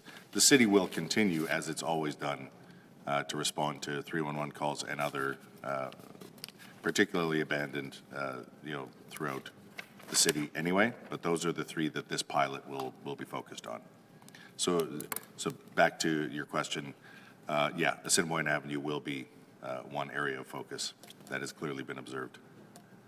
Separate and apart from this agenda item, McFadden Park and Fort Rouge Park has large construction and fencing due to not one of our projects, but another project that is obscuring, views of the park for parents.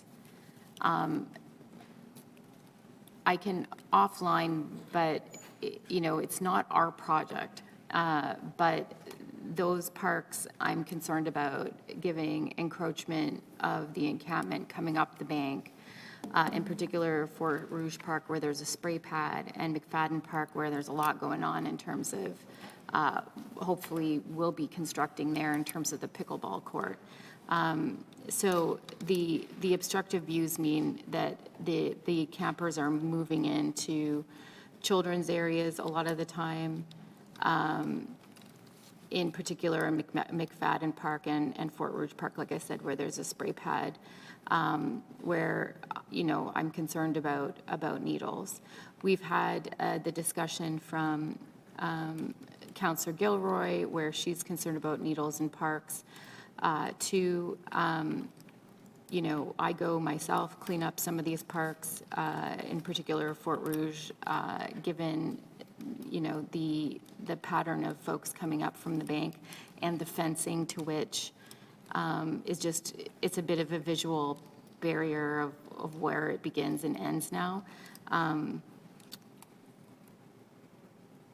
I'd like some support from the department with respect to talking about that project and whether or not we need to add fence.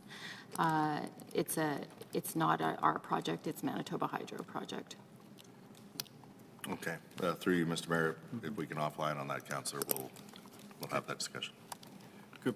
Thank you. So we're underway, in progress. Look forward to the ongoing updates. Thank you. With that, Councillor Duncan moves the motion. All in favor? Aye? Aye. Thank you. Carried. Item number 8, revisions to the Material Management Policy F1-003. Councillor Brody. Thank you very much. It's my pleasure to move the public service recommendation. All in favor? Aye. Opposed? Carried. Thank you. Item number 9, I think, Councillor Brody, we're looking for a layover of up to 60 days on this one. Is that right? Yeah, I just want to start by thanking the outgoing CFO for her work on this. I think it is definitely time to review and update this because it has been at the current levels for a very long time. That said, I know a couple questions were raised, and I'd like to move a layover of up to 60 days. We can probably deal with it next month, but we'll go for up to 60 days. And yeah, thank you. Thank you. Before we call the question, it is Ms. Klepper's last Executive Policy Committee meeting, I think, so I don't know if anyone wants to grill her if we bring her down, or we just call the question. Okay, we'll call the question. All those in favor? Aye. Aye. Opposed? Carried. All right. Item number 10, award of contract for the supply and delivery of bulk fuel, card lock, retail fuel card. Councillor Brody. Thank you. My pleasure to move the public service recommendation. All in favor? Aye. Opposed? Carried. Item 11, request for delegation of authority to the CAO to approve an annual report to Government of Canada, Public Safety Canada. Councillor Duncan? Yeah, just a couple questions, if I may. Yes.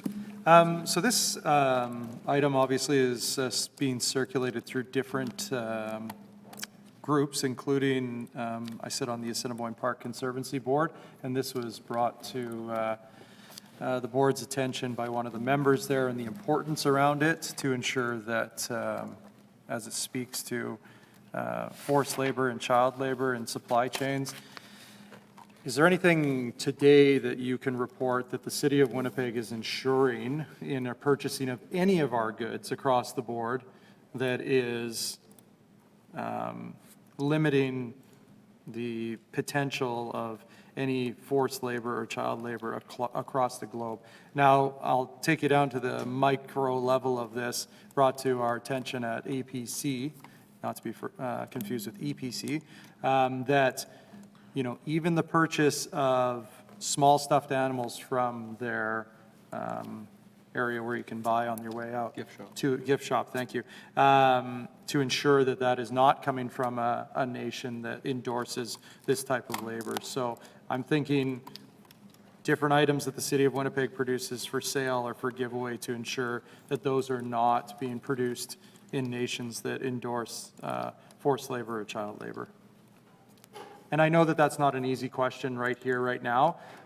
And I haven't spoken to the individual on the board that deals with this on a regular basis and has a team that deals with this, but I'd be happy to make that connection. I'm sure you already have it in their supply chain to hopefully advise the city on how we can ensure this. So it's just not a rubber stamp to say, yep, we don't do this.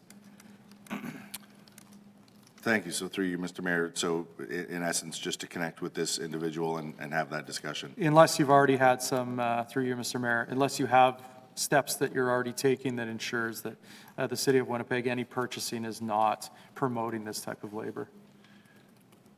Yeah, thank you. Through you, Mr. Mayor. I mean, that is what this, you know, well, the legislation, in fact, is geared to, is ensuring that we are demonstrating that. In terms of anything outlined in the report, I don't have additional details, but be happy to perhaps get those details Okay, from great. our purchasing folks after this. So moved. Okay, move. All in favor? Aye. Aye. Opposed? Okay. Sorry. Oh, sorry. I had my head down. Yeah, we typically don't, like, Mr. Mayor, just a question pertaining to clerks and also CAO. We typically don't engage in motions where there's a federal act being contemplated. So I'm wondering, you know, I think it's a solid report. Want to refer it to the Human Rights Committee of Council, in fact, given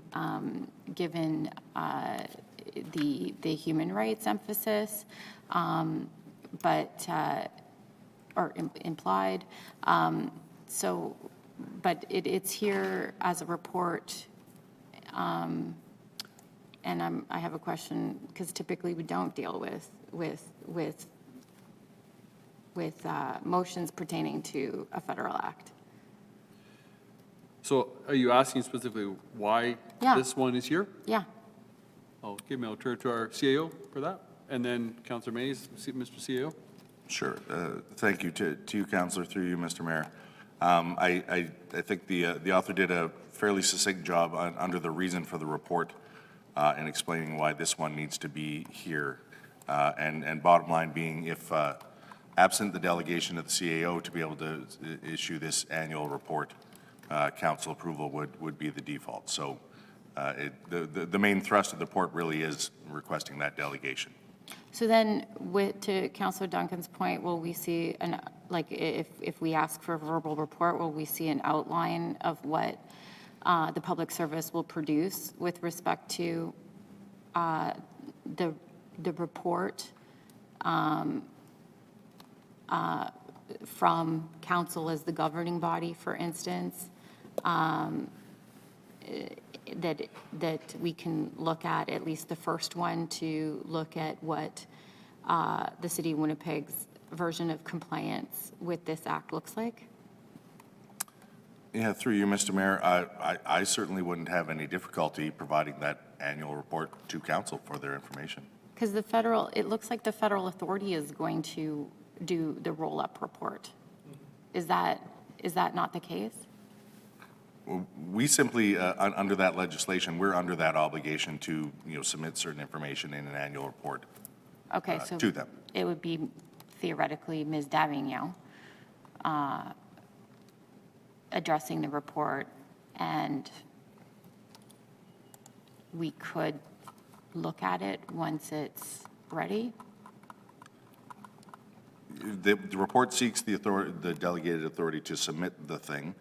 We'd absolutely be pleased to simply circulate that once it's submitted. Thank you. Okay. Thanks, Councilor Mary. Mays. I don't think it's factually accurate to say we don't make motions related to federal acts. We've sat here, Councillor Brody will remember, motions made about the federal government's move to I withdraw the end. statement. I withdraw it. Okay. Okay, statement withdrawn. Thank you. We certainly weighed in on any number of pieces of provincial legislation, including an odd left-right coalition that emerged opposing the bill that was going to abolish school trustees. So we do. Whether we should or not, I suppose, is an interesting debate. Thank you. Motion been withdrawn, so we do have the motion before us then. So moved. So moved. Okay, all in favor? Aye. Aye. Opposed? Carried. Thank you. All right. Item number 12, delegated authority to enter into an agreement short-term rental program. Councillor Lukes. Sure. I do have a question of Mike Jack. I did send an email, actually a month ago, to the CAO line. The federal government released in 2023 fall economic statement, $50 million to support municipal enforcement of short-term rentals. So my question that I sent, and that maybe you can help me with, is, are we applying for this? Who is applying for it? Like, does anyone have the overview of what the 50 million's for, how to access it? This is great in this report here today that provider is offering to cover costs, but if the feds have $50 million to support municipal enforcement of short-term rentals, are we applying for it? Thank you, through you, Mr. Mayor, to the councillor. I'm not aware whether we've applied for it. I can get that information in short order. Please. I didn't directly see your request to the CAO general inquiry. I do see some, but I don't see all of them. Our very diligent staff in the CAO's office do a lot of that legwork, and so I wasn't aware you had made that request. Sure. I'll follow up on it today. Thank you. So, I mean, and that sort of encompasses a bigger picture, is I just know we don't have anyone dedicated to watching funding from feds and province. Province, it's a little easier, but the federal government has so many programs. I just worry that we miss out. And yeah, we've had that discussion before, Councillor. That's a fair concern. I'm not seeing any evidence of us missing those opportunities. It is most frequently the folks that are working in a particular subject matter area who are the ones most attuned to the opportunities. They don't all kind of come through one pipeline, if you will, where if we had a pipeline monitor whose job it was to do nothing but observe funding opportunities, that likely wouldn't be, I don't think, an efficient use of an FTE. I think we've been well served by the folks who have that expertise, who are expected to be keenly aware of all funding opportunities, recognizing that does understandably create a bit of a patchwork because our transit folks are laser focused on transit funding opportunities. Right. And So I spoke to the people in charge of short-term rentals, and they didn't know. Okay, I'll follow up on, yeah, I don't know who you spoke with, but I'll make sure I'm speaking with Okay. everybody who should have some sense of it. Okay. Further to that, if I can ask then, Mr. Jack, do you mind, once you've got that information, distribute it to all of council? Because obviously this is an item that will come to all of council, and every councilor is interested in the short-term rental program and what we're doing with that. So thank you. With that, the motion has been made, right? Yep. Okay, all in Motion's favor? made. Aye? Aye. Opposed? Carried. Thank you. Item 13, Welcome Winnipeg, creating new marker, Bunaboni Cree Nation plane crash. I think I'm going to turn to Councillor Mays, but Councillor Mays, as I turn to you on this one, are you open to an amendment to the motion? I think Mr. Ryback, our delegation, was in fact accurate. Reading this public service recommendation, the new permanent monument honoring the plane crash, maybe we could add the words honoring the victims of the 1972 plane crash, I think would be appropriate. So, Yep. Councillor Mays? Yep, Okay. fine. I had a question for the CAO before proceeding now. Go ahead. I'll certainly be supporting this. It's a good initiative. My problem, though, lies in, I have three name nominations in with the committee. All of them are numbered 2022-something. It's on the city's website. there's been a very long wait. This is 2023 dash something. So I don't know if we're taking them in any particular order. I've been told we don't name things for individuals. That would be a change in midstream, because obviously the mayor, when I think he was still a councillor, put in the skateboard park name for the young man, and that was approved by the committee.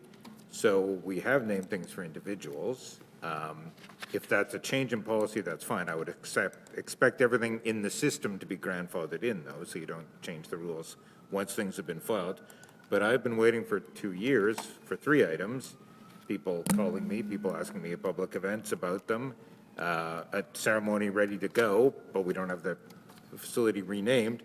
And yet this is obviously an important thing. I don't want to speak ill of it in any way, but it's number 2023, so we're not taking them in the order in which they're submitted. So what is the order in which they're being considered? How many years more do we project that I should wait? And Councillor Orlico, who put in one of them with me, and Councillor Klein actually put in one of them with me, so that gives you some idea of how long these have been in the queue. Yeah, thank you, Councillor, through you, Mr. Mayor. You will recall, I believe it was in November of last year, Indigenous Relations came forward with a report to highlight and to communicate the concerns being raised by Welcoming Winnipeg, the committee themselves, that they required some council guidance in terms of the naming specific to individuals. And they felt unable to proceed with those applications until they were given council guidance in that regard. That report proceeded in a certain way without any direct guidance having been provided to that committee. The members who make up that committee are still hoping for clearer guidance with respect to the names of individuals. And so there is a system, back to your basic question, of, is it first come, first serve? Essentially it is, but I can advise in this process, any pending applications that are to rename an asset after a specific individual are currently on pause. That obviously isn't a sustainable long-term state to be in, so we are in discussions right now in terms of what Welcoming Winnipeg as a process needs to look like. Some important meetings are happening imminently with members of the committee to have those discussions. You're going to see changes. I know you and I have spoke about this before, that there have to be some changes, particularly now that our 4-year budget has been set as is. And so we know we need to, something has to give in terms of how this process works, and some direction needs to be given with respect to naming after individuals. But those applications, the ones you're referring to, those are currently paused. Thank you. That is certainly the first I've heard of that. That is disturbing in that we're now processing other ones that are obviously filed a year later. We have people who haven't been on council for almost 2 years who put in items with me.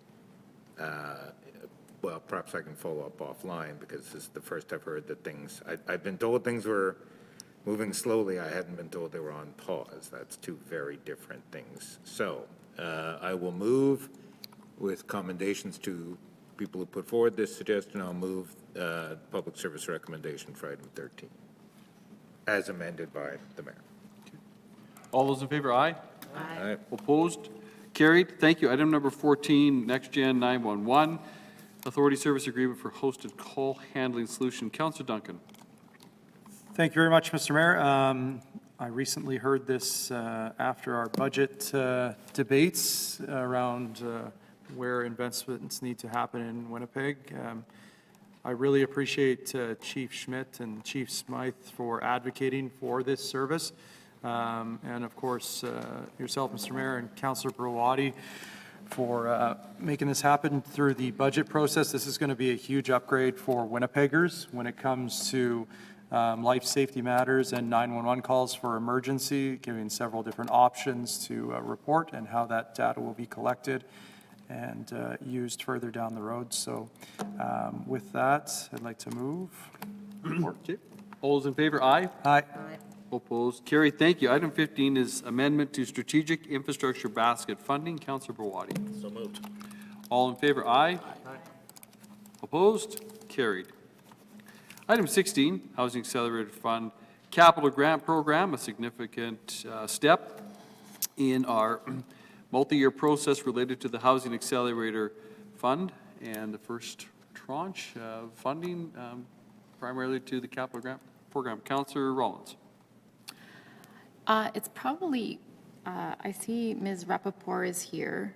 Probably a good thing to get some facts on the record, given how long anticipated folks have been. Just briefly, if Ms. Rappaport could, and Moira Gear, sorry, I missed you, Ms. Gear, has been working to get us to this milestone. It's a significant milestone. It's a long-anticipated grant program. There's been countless meetings by this tiny team of Winnipeg, the Winnipeg Housing Unit, if you will.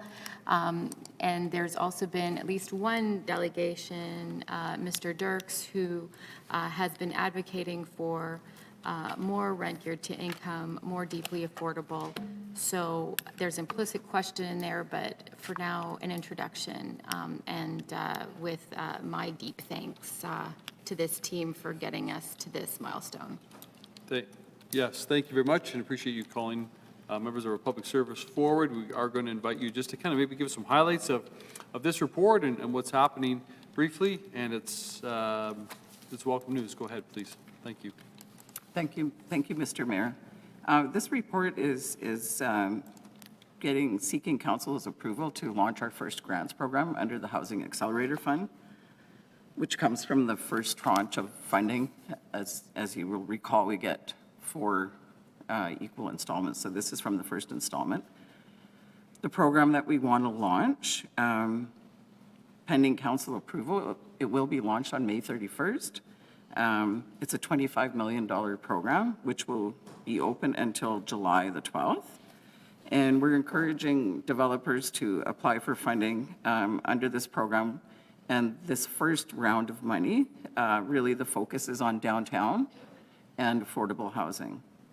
So the way that the program is structured, a market unit in the downtown could be eligible for up to $25,000 per unit. If that, and in the downtown, if a unit is in the downtown and affordable, you could be eligible up to $60,000 per unit. So there's greater incentive for the affordable housing component. The program also includes affordable housing incentives outside of the downtown. So if it's an affordable housing unit outside of the downtown, it could be eligible for up to $35,000 per unit. And if it's deeply affordable,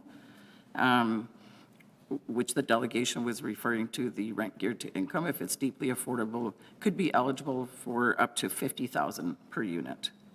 The affordable versus the deeply affordable are based upon different guidelines. The deeply affordable is the rent geared to income. The affordable is based upon CMHC and provincial guidelines.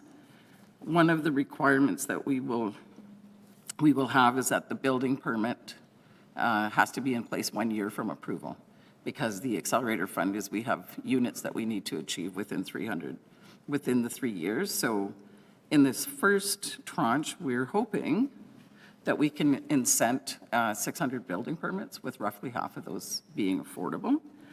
And as far as the remainder of the program, we will come back to EPC and council before the end of the year with how we're going to map out the rest of the Housing Accelerator Fund program. But this is really the first initiative. And I can say that Lissy and team have been working really closely with the province, with End Homelessness Winnipeg, to make sure that we can all work together collaboratively and really help proponents move forward without having to deal with multiple agencies and multiple intakes. So we will have, when the program's launched, there will be on our website, we will have an intake process, which really, and the way we've designed it is that with that intake, we're able to share information and apply for more than one program, if you will. If there's a relevant provincial program or the Affordable Housing Now, et cetera. The one other thing in this report is the Affordable Housing Now, which is an existing program, is tweaked a bit to streamline the authority within the CAO's office. So we're really excited to launch the program. And yeah, we've got, we'll see what comes, but we've given a good window of time for applicants to apply. And we have affordable housing concierge hired now. So we'll have some good hands-on customer service support for those interested in placing an application. Thank you. A lot of good news there. The fact that we have a concierge for affordable housing in place, that's important. Really important, I think, also the work done with the province of Manitoba and then Homelessness Winnipeg you just highlighted so that we can better coordinate. So if you're especially a nonprofit housing developer, rather than have to run, to the province for information and to the city for information, and, now there's one concierge and access to provincial and municipal kind of programs and incentives all in one place. So I think that's really, really important so we can streamline the process. And timely, I don't know if you saw, but just this morning, New Stats Canada numbers came out as of July 1st, 2023. So the city of Winnipeg is now over 800,000 in population, 815,599 as of July 1st, 2023. So we know we're growing as a city, and there's just so much pressure on housing and the need for more housing. So thank you for the work that all of you are doing. Any questions at all? Councillor Rollins. In news reports and elsewhere, Ms. Rappaport has said on behalf of the City of Winnipeg that we need 8,000 units. Ms. Mays Nino, Executive Director of Manitoba Not-for-Profit Housing, has said we need 50 a year for 10 years at less than $900 a month. I could go on. With respect to just this the goals around the first piece of money, you've said you want to incent 600 units, half of which, 300 then, would be at $1,100 per month. Social housing, by the definition that is in the new, the Affordable Housing Now bylaw. Could you clarify that for the record? Folks are interested in the issue of deeply affordable. So what we've defined as social housing and rent geared to income, which we sort of group together within the bylaw. Can you comment on that just with respect to the 25 million grant that we hope to let, if this passes unanimously through council, which I suspect it will? I can start and probably Lissy can augment. I think really what will happen, Councillor, is once the intake is open, we'll have an understanding of what's coming in. I think when we say half affordable, it could be within the affordable versus or deeply affordable, the full spectrum. And of course, the deeply affordable projects that come forward, and we do have the evaluation criteria in the report, they really need to have those operation supports, which are critical. So that whole program needs to be together. So I think really what level of affordability is generated from the first intake is really going to depend upon the applications that we receive. Yeah, and I'll just add, I think, and this is some of the questions that the delegation had this morning as well, the $1,100 a month value that's thrown around, which is the CMHC mortgage loan insurance number, doesn't actually meet our level of affordability. So that was incorrect on the part of the delegate, with much respect to Utica. The definitions we follow are the CMHC less than 80% median market rent or the province of Manitoba affordable rent. The mortgage loan insurance program is not a program under the National Housing Strategy. It's a commercial product that CMHC offers. On that point, we are tying our definition to the Manitoba definition, and there is a scale there with respect to that definition. Scale based on, let's say, single family more. So can you comment on that decision from a policy perspective? Again, affordable, deeply affordable, under a lens. We've made choices here. Why? Yeah, I think both the federal government and the province have their own definitions, which are not the same. And the federal government, as I just stated, has multiple. It makes it very confusing. We didn't want to add one of our own as well. All of our programs at the City of Winnipeg look to partner with other levels of government. The Affordable Housing Now program looks to partner with CMHC. We've been now fostering a really good relationship with the province. So to make it easier for applicants, instead of learning a new definition, we just refer to the other levels. We do define social housing or rent geared to income as a level of affordable housing, but like CMHC, which is a big funder right now, doesn't explicitly fund that. So we do want to keep it broad to have all of those options open for nonprofit providers that are going to either the federal government or the province. Any other questions at all? Okay.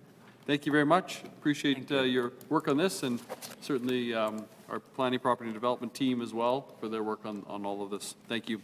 Okay, with that then, Councillor Rollins, you're moving the motion.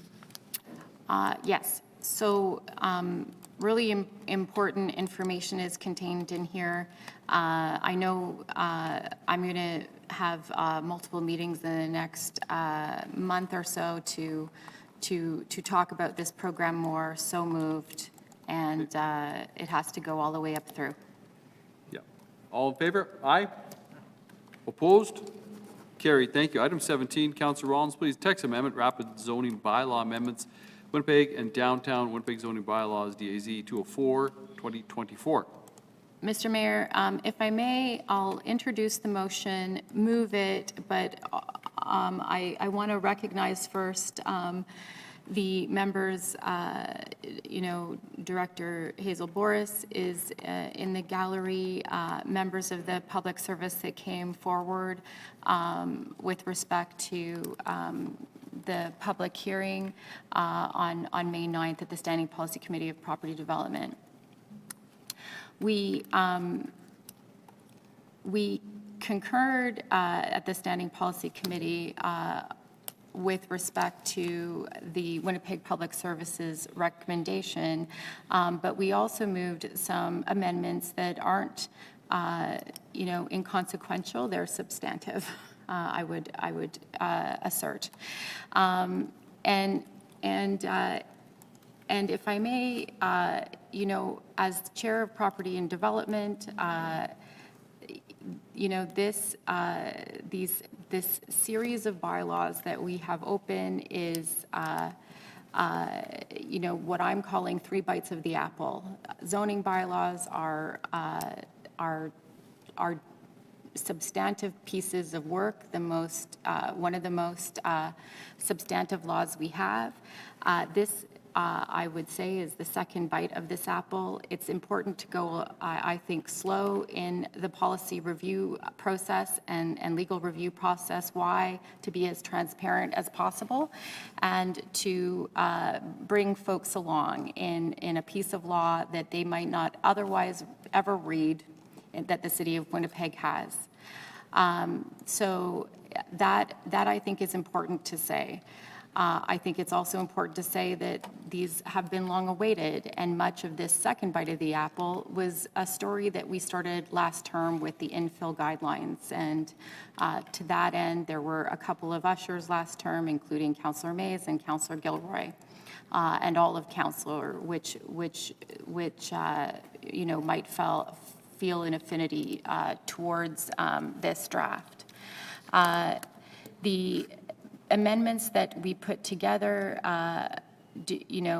included amendments to the principal residence structure under the minimum lot area to delete the words 5,000 to 2,500 square feet per dwelling to 4,000 to 2,000 square foot per dwelling where it abuts a rear lane. The focus and argument that was made by Councillor Duncan and supported unanimously by committee was in support of housing. We also considered the multifamily residential structures section under the minimum maximum building height, deleting the word 60 and replacing it with 70. You know, in terms of, I supported the mover, which was again Councillor Duncan in that. Why? With climate change, we need to look at ceiling heights. And building heights, and to, again, more, more to ease and to encourage multifamily residential structures within the RMFM category. There are more changes with respect to this, including one that was asserted by Councillor Mays in the public hearing, in delegation in the public hearing, where a lot abuts a public lane that is a gravel lane. And that was an amendment that was made where we were looking at density in line with a lane that must be paved. So the next steps implied, if this is accepted, is to go, turn to the Director of Planning, Property and Development, the City Solicitor, and the Director of Legal Services to return with a bylaw in line with this. This would be the second bite of the apple. The third bite of the apple is to come. I think it's it is the biggest challenge of my career to date as a city councillor to usher these through, not since the strategic plan for Parks and Rec, Mr. Mayor.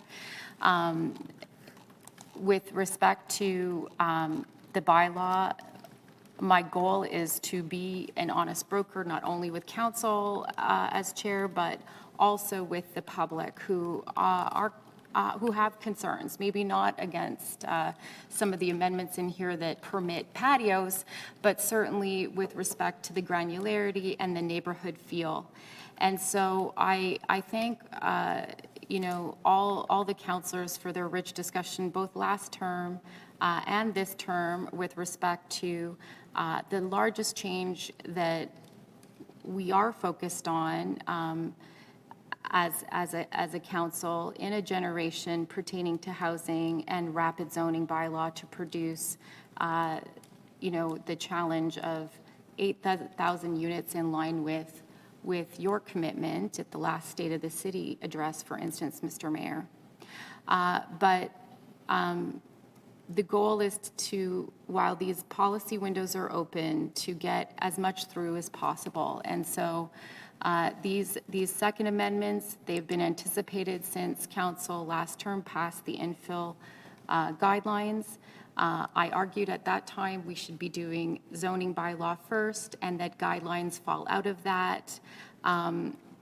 But these are the amendments proposed by the Standing Policy Committee in the public hearing. They were moved unanimously, and I'm hoping they're successful today. So moved, Mr. Mayor. Okay, thank you. It is moved. Councillor Mays. Briefly, my thanks to the committee who understood my point. Unlike some of our online friends who say, well, so you're trying to reduce the density. Clearly no, clearly not.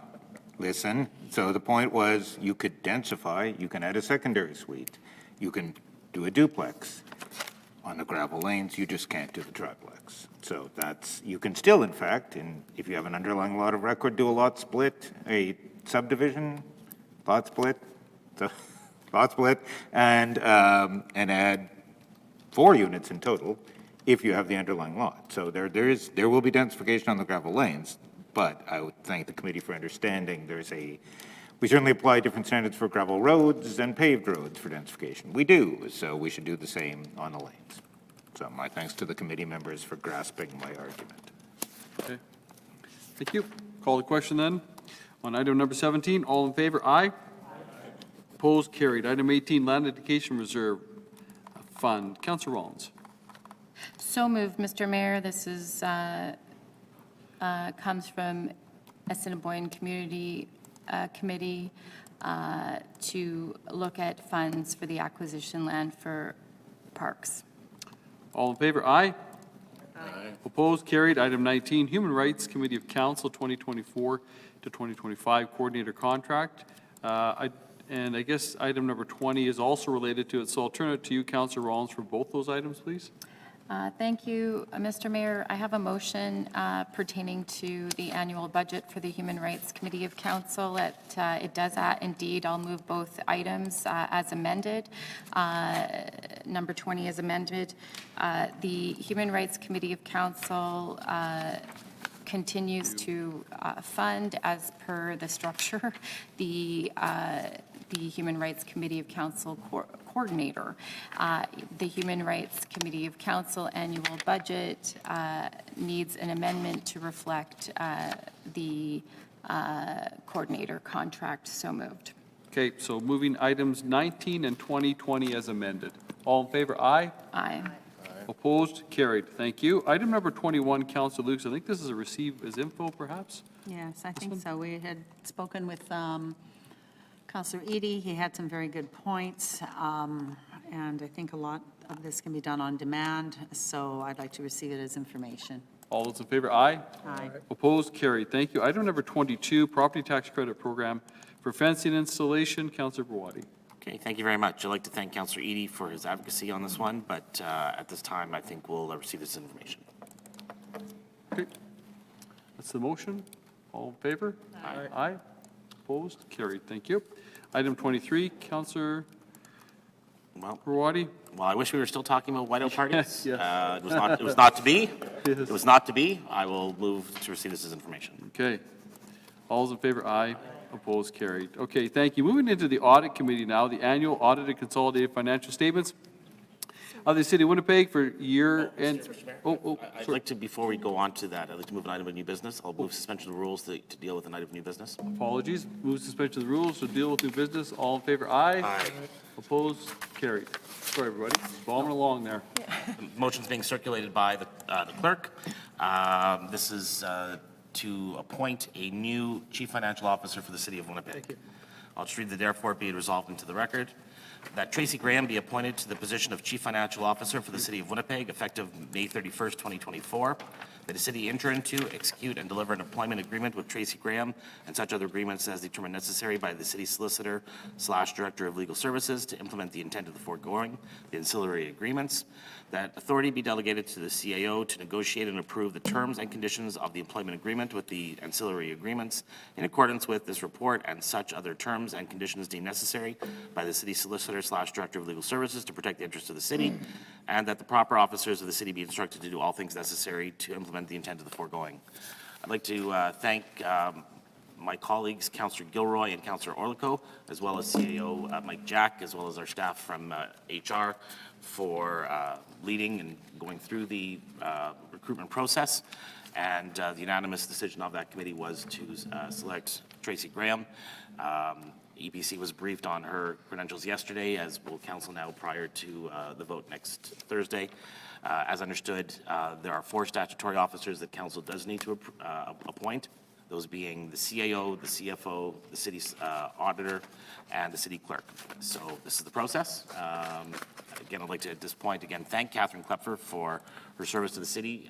Very impressed by her ability to understand the very diverse and different operations and systems and units we have within the city very quickly. Appointing somebody from the outside is a daunting task, and hopefully the new appointee will also be up to the challenge. So thank you very much.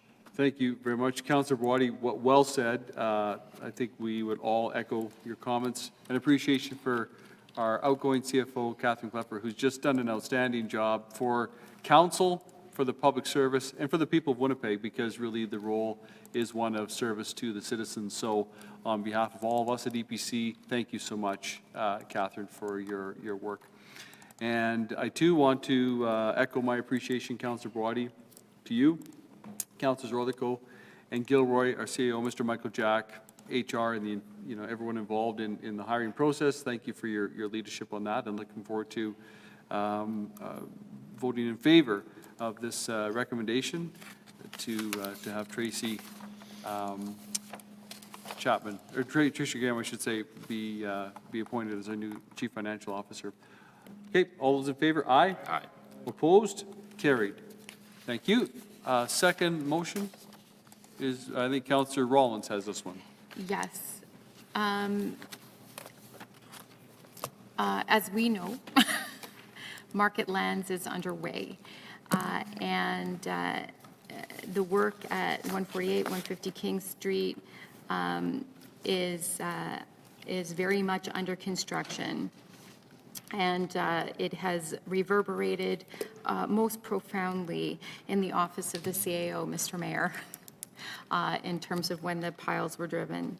This motion is to have a slight incremental amount added from 2.5 million to 2.47353 million to be approved and funded, payment received from the Market Lands, Inc.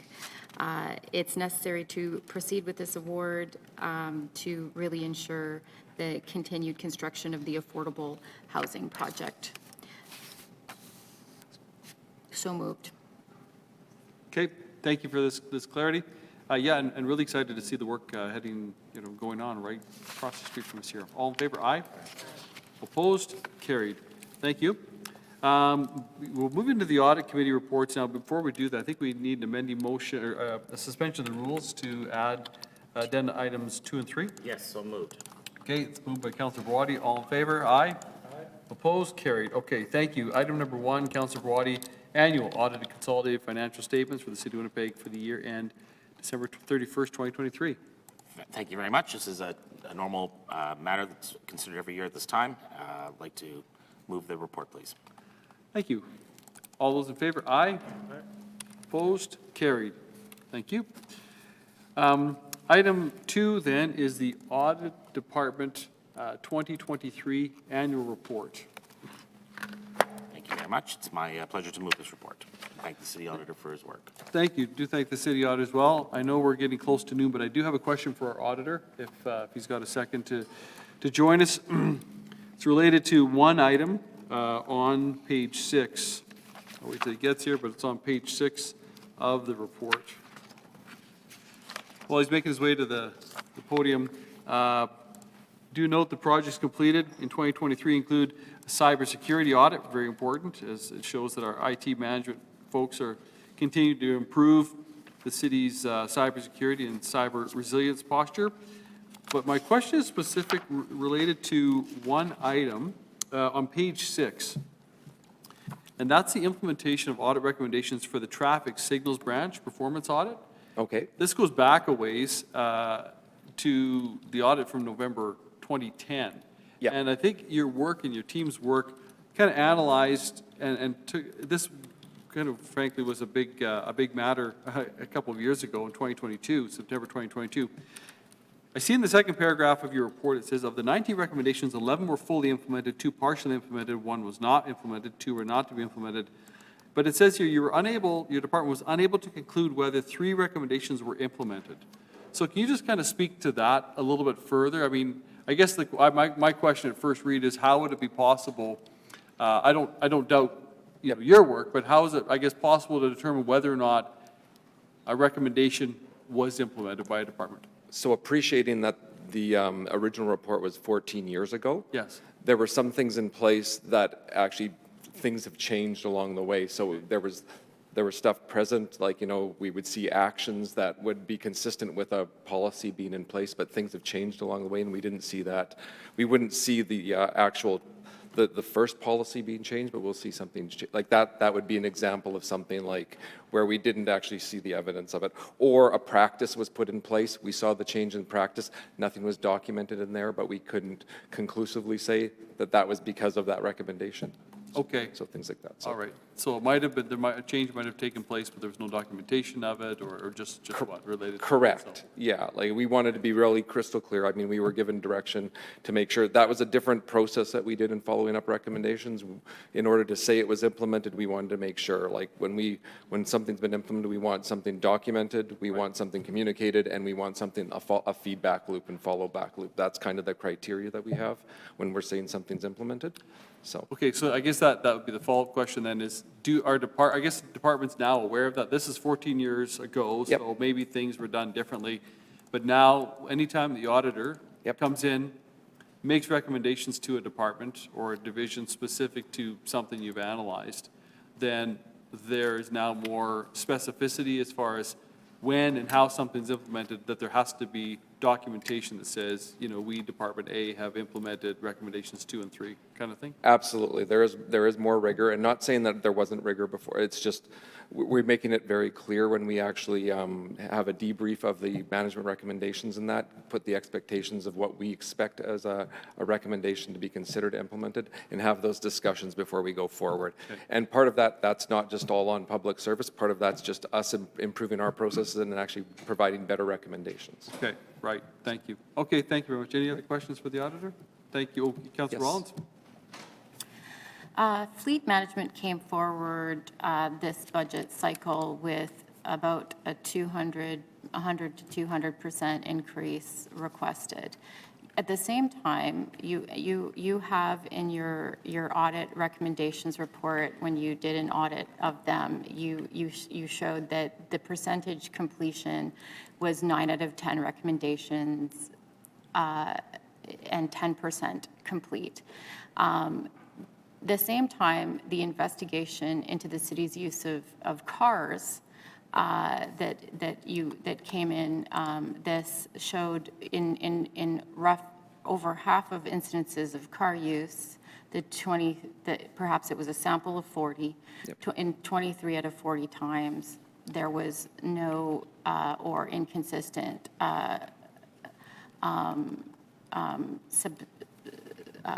substantiation for the use. Can you, considering both reports, can you tell me, and this is likely as much time as I'm going to spend on this issue, but can you compare and contrast these audits at any junctures or points? And can you talk to me about what you see as next steps, given the compliance on the one hand in your 2023 report to council and the 23 out of 40 situation? For instance, we conclude we have an issue with vehicles then. Mr. Mayor, through you Yes. to Councillor Rawlings.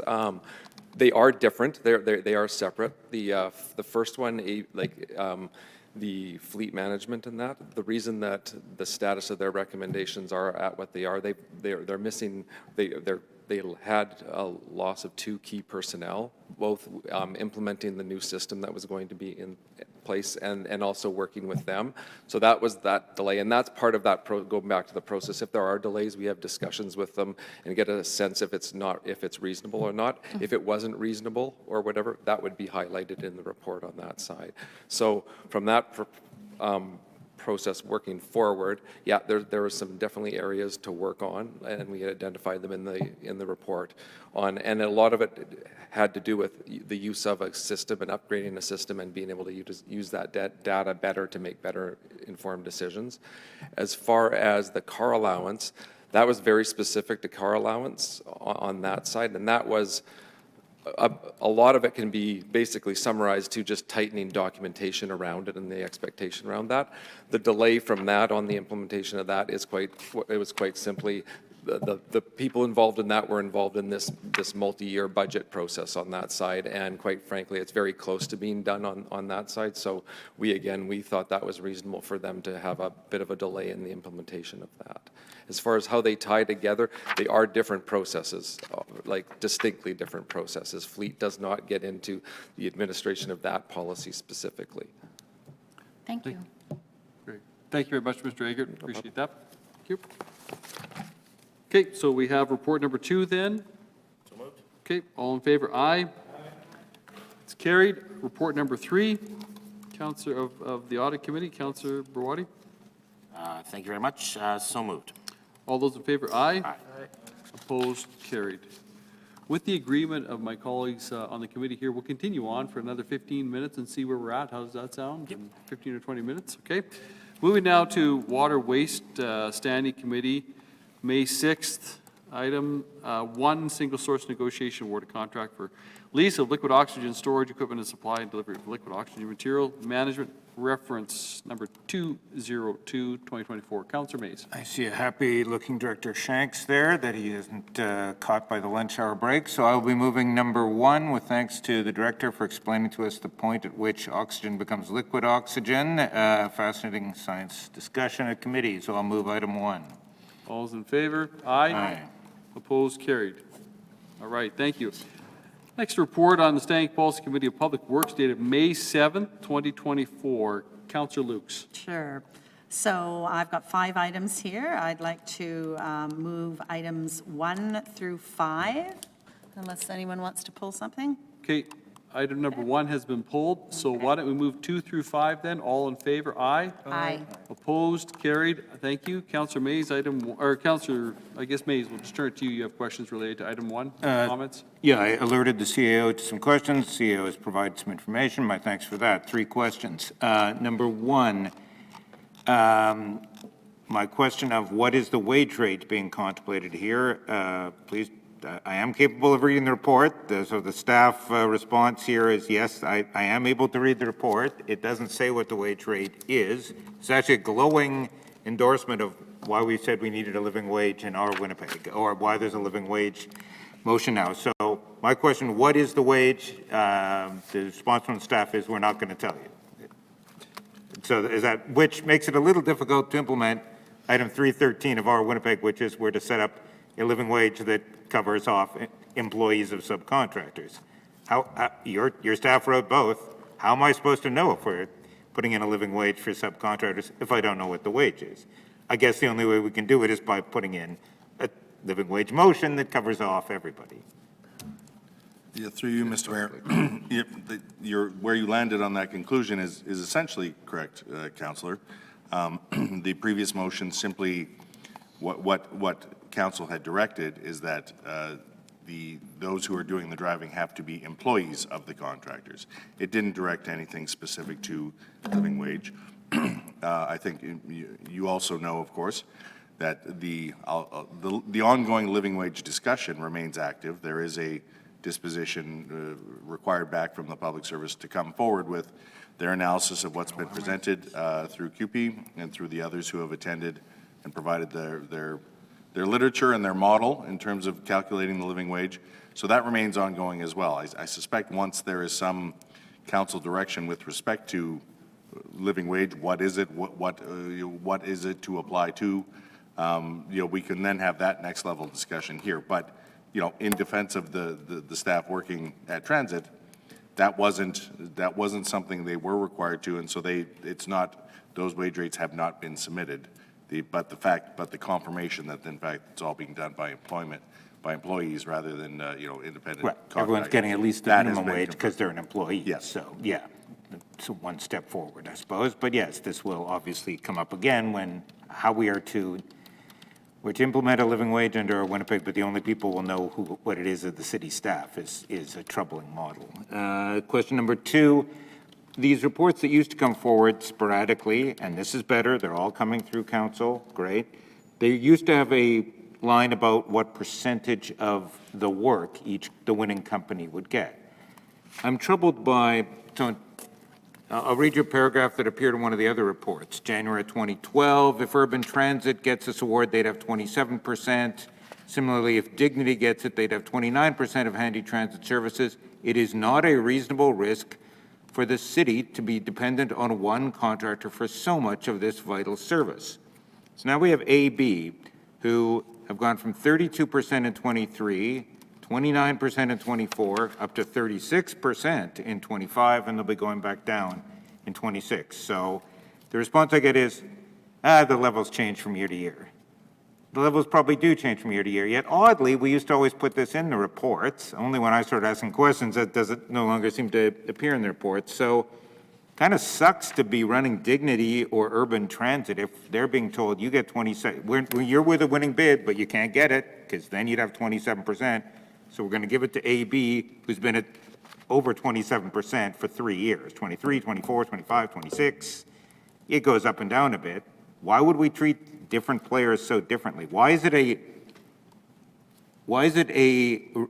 is an unreasonable risk for the city to be so dependent on one contractor if that one contractor is Dignity or Urban, but it's A-okay if it's AB.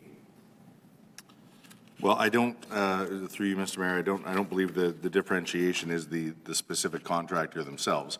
The previous reasoning that Transit had used in those reports was that the more contractors we had delivering the service, that was less risk. And we've talked about this in other services we deliver, like garbage collection, for instance, where some past experiences showed us that having one contractor deliver essentially all of the service could really have us over a barrel if performance went sideways, if disputes arise, et cetera. So the department's reasoning, I think I continue to say was sound in terms of how they approach that. Here, in terms of I don't know if you want me to comment on the number moving around. I mean, I think you've already acknowledged it moves around depending on year from year when other contracts are expiring, when other contracts are coming on. I mean, that's simply why this percentage is increasing or decreasing. I understand that, and yet it was seen as quite an important statistic 10 years ago. You were the winning bidder, Urban, but yet we can't give it to you because you'd have 27% market share. You were second place, Dignity, but we can't give it to you because you'd have 29% market share. And now we're told, it goes up and down year to year. AB's been over that threshold for 4 years. I understand it goes up and down. Why? I guess completely different approach, I guess, different director, I guess. But it does kind of argue for the garbage model, then we shouldn't limit ourselves to just 2 contracts, I guess. We should be looking at some 3-way split. That would seem inconsistent with what's being said here. If it's an unreasonable risk to have too much concentration, I agree. Come back to that in the garbage talks. Third and final question, the cost increase, thank you for providing the reports. My calculation is this replaces a 5-year contract that AB had before. My calculation is that it's a 59.5% increase. The 5-year deal that we had before is now gone from 4.96 million to 8.335 million. I am a bit troubled that we were told back in 21 that private sector costs goes up 2% a year, and there's my time. So we'll be back again next week.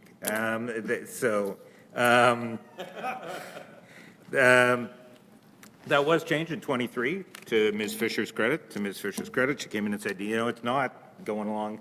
If we stay with the private model, it's maybe 10% a year. So this is 59.5% over 5 years. This cost, my point here, rather transparently, will be again when we get to bringing garbage in-house. We don't have any in-house workers whose wages have gone up 60% over 5 years. Similarly, in the garbage, remarkably similar, when we extended the contract a couple of months ago, used to be 25 million a year, now it's 40 million. 60% increase, that took 7 years, 60% increase to stay all private. Here we're staying all private, 60% increase in just 5 years for this chunk of service. So I'll be interested to see what the supposed cost is to stay private when we get to that bringing garbage in-house discussion. Because I can't think of a single, Edie would make this point, so I'll make it for him. There are no city workers who've received 60% increases over 5 years, or even over 7. Through you, Mr. Mayor, yeah, I'd be hard-pressed to think of a wage rate or classification where that was the cumulative over 5 years. I agree. Thank you. Councillor Lukes and Councillor Rollins. It's just not wages that are included in here. There are other things, so it's not a 60% increase in wage. And I guess I encourage you to. Just one second. I have a point of order. In a minute, yeah, sure. Sorry, Councillor Lukes. So I don't have the information in front of me on the breakdown, but when I spoke to the department on that, they clearly stated it wasn't just wages that was the increase. Okay, Councillor Mays on a point of related to that. I didn't say that. In fact, I couldn't say that because they never told us the wages when we asked, because we were told repeatedly, we don't know the wages, so we don't know the old or the new. Sorry if I insinuated that. Costs have gone up 60%. Costs have gone up 60%, including vehicles, everything else. I would be interested to see a model that says any city service has gone up by that much in an equivalent period, but that's not for today. But no, apologies to Councilor Lukes, I didn't say wages had gone up 60%. We couldn't know, and half of them were probably subcontractors anyway, didn't pay wages. Thank you. Councillor Rollins? I'm going to ask, I want to ask a question pertaining to Transit Plus, but as it relates to the provincial nominee program and immigration. Does the CAO or the public service have a perspective with respect to our contract workers and how many, are coming through a newly created NOC category for provincial within the Manitoba immigration system pertaining to our bus drivers? The reason why I'm asking is that I understand that as an employer, the city relied on ATU to assist the city in stabilizing our workforce and providing immigration supports, and that the highest office of council was also involved in supporting the labor force. When I'm looking at issues pertaining to Transit Plus and living wage, I need to consider the precarity of the total workforce that might be providing services like Transit Plus or our bus operators.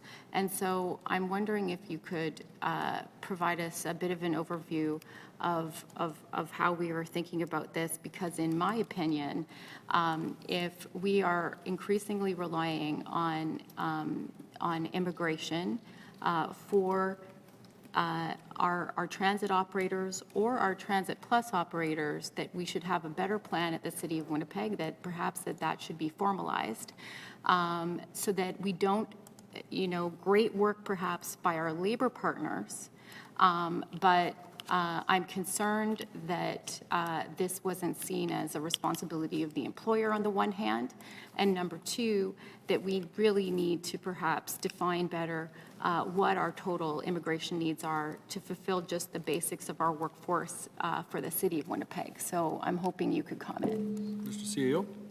Yeah, thank you, Councillor, through you, Mr. Mayor.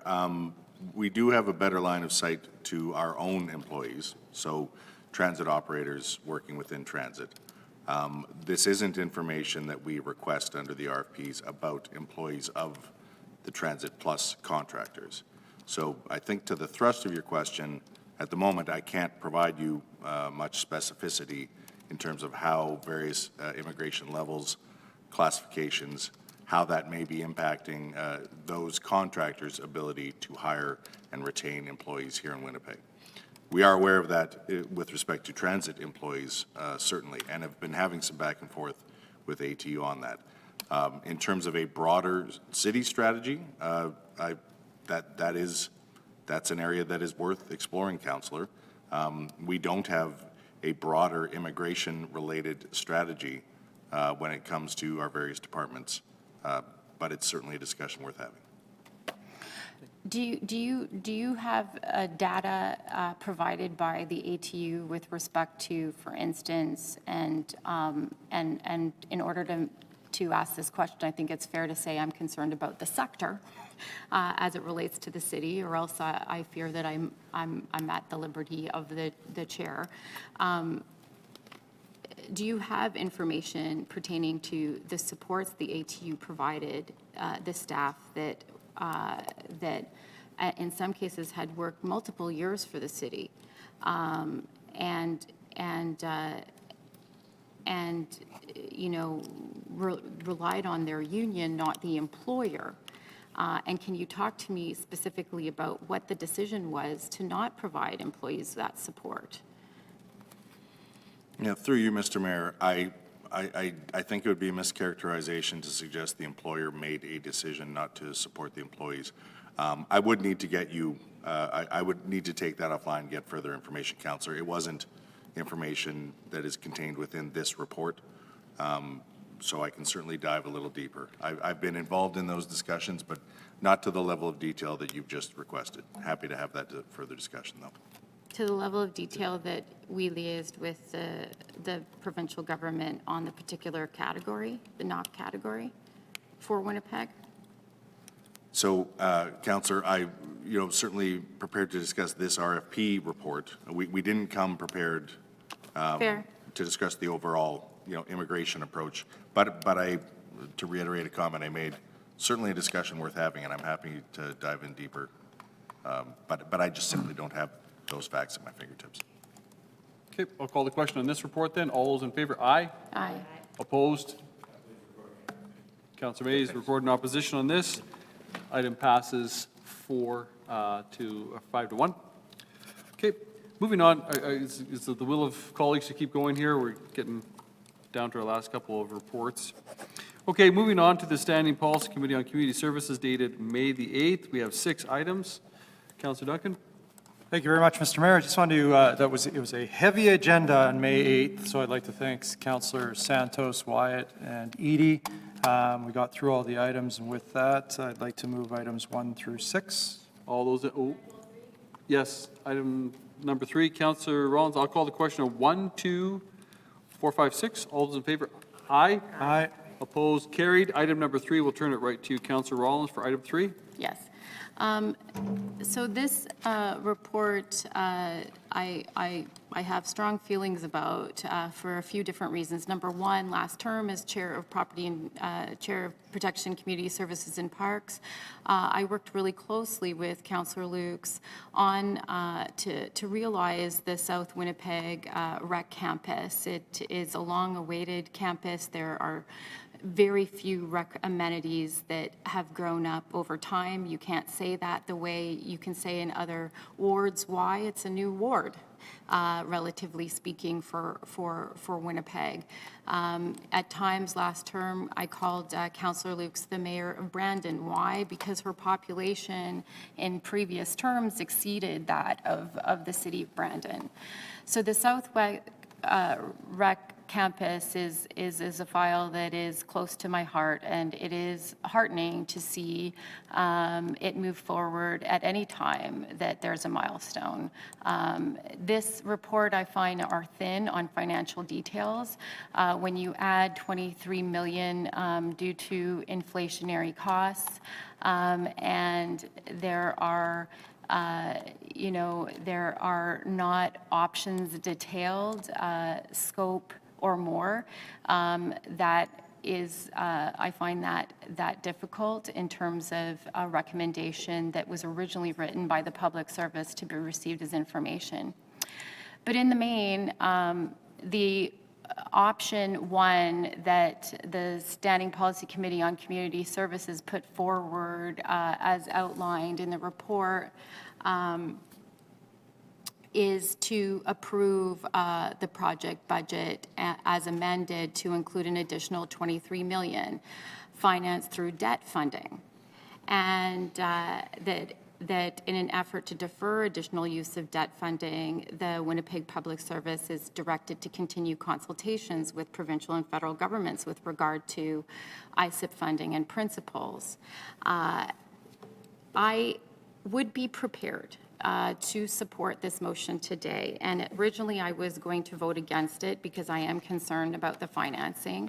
I'm concerned through the debt funding, and I'm concerned with the total figure of $23 million.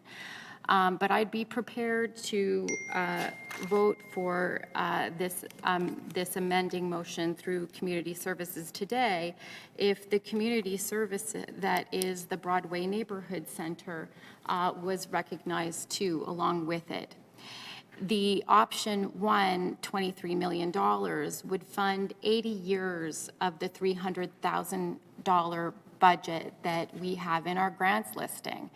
And so if amended, is my proposal today to option 1, that the Winnipeg Public Service be, approved, and that the project budget be amended for the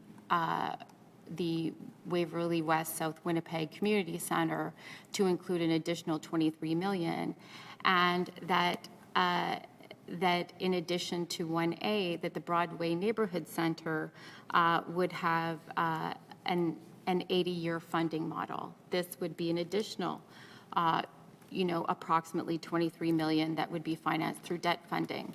80 years is a long time. So instead of 80 years, I'd be prepared to do 50 years. I'd also be prepared to do 30 years, if that would be a friendly amendment. There has been many letters to my office, perhaps others, about this $23 million and the juxtaposition between an inner city community center like the Broadway Neighborhood Center that since 1947 has been a community center in the city of Winnipeg. And I know this is difficult, but the Budget Working Group made decisions that provided only 1 additional year of funding for the Broadway Neighborhood Center and Inner City Community Center. And to vote on a net new community center with a price tag, with lack of financial evidence that substantiates the 23 million in this report, in my opinion, that doesn't contain or send back and ask questions pertaining to the 23 million of the public service, it's just too rich. It's just too rich because it's a finance source through debt funding. And to not use this moment to advocate for Broadway Neighborhood Center and Inner City Community Center that has been a community center for the city of Winnipeg since 1947, and without any funding sources identified for operational money, it won't have my vote. So if it is a friendly amendment, and like I said, the $300,000 budget goes in to 23 million and would sustain it for the next 80 years, I would support a motion on community services with respect to expanding to 1 more community center in the family. Okay, thank you very much, Councillor Owens. Appreciate that. I think your words were something about using the moment to advocate for the West Broadway neighborhood, and so I recognize that you have done that. I'd much rather deal with the 2 separately at 2 different times, and so what's before us today is the South Winnipeg Rec campus, new recreation center budget status, and the requested update and increase. So I'm not going to support the friendly amendment. I'm glad to deal with the West Broadway Neighborhood Center separate and at another point in time, not related to this motion. That's my own view on that. But I don't know if others have any comments. Councillor Bawadi? Thank you. I too will be voting for the original motion and not the amendment. As I've mentioned to Councillor Rollins, I do want to know a little bit more about the neighborhood center and what goes on there. At the moment, my understanding is it is not considered to be a community center funded through the universal funding formula. I don't understand why that's the case. Perhaps this is an opportunity to find an ongoing, sustainable, and proper funding source for the Broadway Neighborhood Center. So again, I'm certainly willing and hopeful that, again, the higher needs area and the programming, I think, is important. I know there's been issues in the past dealing with I think the insurance for that facility, because I think it is a city facility in some way, but regardless, I'd like to work with Councillor Rollins on this matter too. Okay, thank you. Any other, Councillor Duncan and Councillor Lukes? Mm-hmm. Yeah, thank you. You know what, I'll defer to the area council before I make my comments. Sure. I want to thank Councillor Rollins for her advocacy, especially at this time. You know, there was a lot of discussion and public discussion about this rec campus. There's been for, 15 years plus. I want to remind everyone, other than Councillor Duncan, everyone here on this council voted to support 50% greenfill, 50% infill. So what comes with developing 50% greenfield is also an obligation by the city to provide services. So we all, other than Councillor Duncan, voted to support 50% greenfield development. This is what happens. We have a very large community, larger than Brandon, the largest in the city, with no recreation facilities, no pools, no aquatics, nothing. So today we're here to vote on this motion one way or the other. There's lots of other opportunities for other folks to advocate for funding for their wards, and I encourage them to do so. I feel that the timing right now is not the best timing. And related to the financials, I encourage Councillor Rowlands to sit down with me to talk about it. We've not talked about the financials at all. If there's a big concern there, sit down or invite me to talk about it. I can fill you in on a lot. So I'll be supporting the mayor, and I will be supporting this report. Okay. That's not a written amendment, but it was an amendment. So, sorry, Councillor Duncan, and then we'll vote, I guess, on the amendment and then the motion. But Councillor Duncan, go ahead. Yeah, thank you very much. To Councillor Luke's point, that we're talking about an area here that does not have a recreation facility. And we made it quite clear at the Standing Policy Committee on Community Services that this is a priority. But I want to speak to point 2 here and the ISIP funding and its principles when it comes to the provincial government and the federal government. MLA Pankratz and MP Duguid have an opportunity here to lobby those governments to be equal partners after our inflationary increases that would see the City of Winnipeg's portion of this $23 million ask be appropriately subsidized. So I would call on, again, as I did at the Standing Policy Committee on Community Services, that our provincial and federal partners in this ISIP funding agreement step up and pay their portion. So with that, thank you very much. Thank you very much, Councillor Duncan. Councillor Mays, an opportunity for you. Sorry, I'd step out there, but I'll support this with a note that we do have other projects in other high-growth areas. Yes, this is a high-growth area. Yes, it is, but so are other parts of the city, the northwest, the southeast. We are, in our budget, we have made some provision toward facility for Councillor Santos's ward, provision in the Bonavista part of my ward. So I'm happy to support this. I would hope that if we're putting money into new growth areas, as we should, we will treat other areas as well. It'll certainly require far less than $23 million to knock off both of those projects, I suspect. All right, I will call the question on the amendment. All those in favor of the amendment put forward by Councillor Rollins, aye, say aye. Opposed? Oh, sorry. Sorry, so I'll give you time, Councillor Rollins, to explain your amendment. That's a fair question by Councillor Mays. My apologies for proceeding so quickly there. So in brief, I asked for a amendment to the first item in recognition of the Broadway Neighborhood Center that it was without a funding model in future years, and that it's been a community center since 1947 in the city of Winnipeg, now a neighborhood center, that the $23 million in debt funding be extended to either in a period of 80 years, 50 years, or 30 years for the Broadway Neighborhood Center, in recognition that the $300,000 in operating that it has in the grants that doesn't have a solution for 2024 goes into $23 million, almost 80 years. So the amendment would be to resolve, and I pitched a series of different timelines from as much as 80 to 30 to find a solution for the city longtime community center in West Broadway. As you know, from our work in the budget working group, there is no further funding for the Broadway Neighborhood Center after 2024. So I could support this motion and the debt financing with an amendment, and that was it in a nutshell. And thank So the you. amendment is to take some of the 23 million, the amendment is to set out a separate 23 million? The amendment is to set out a separate $23 million.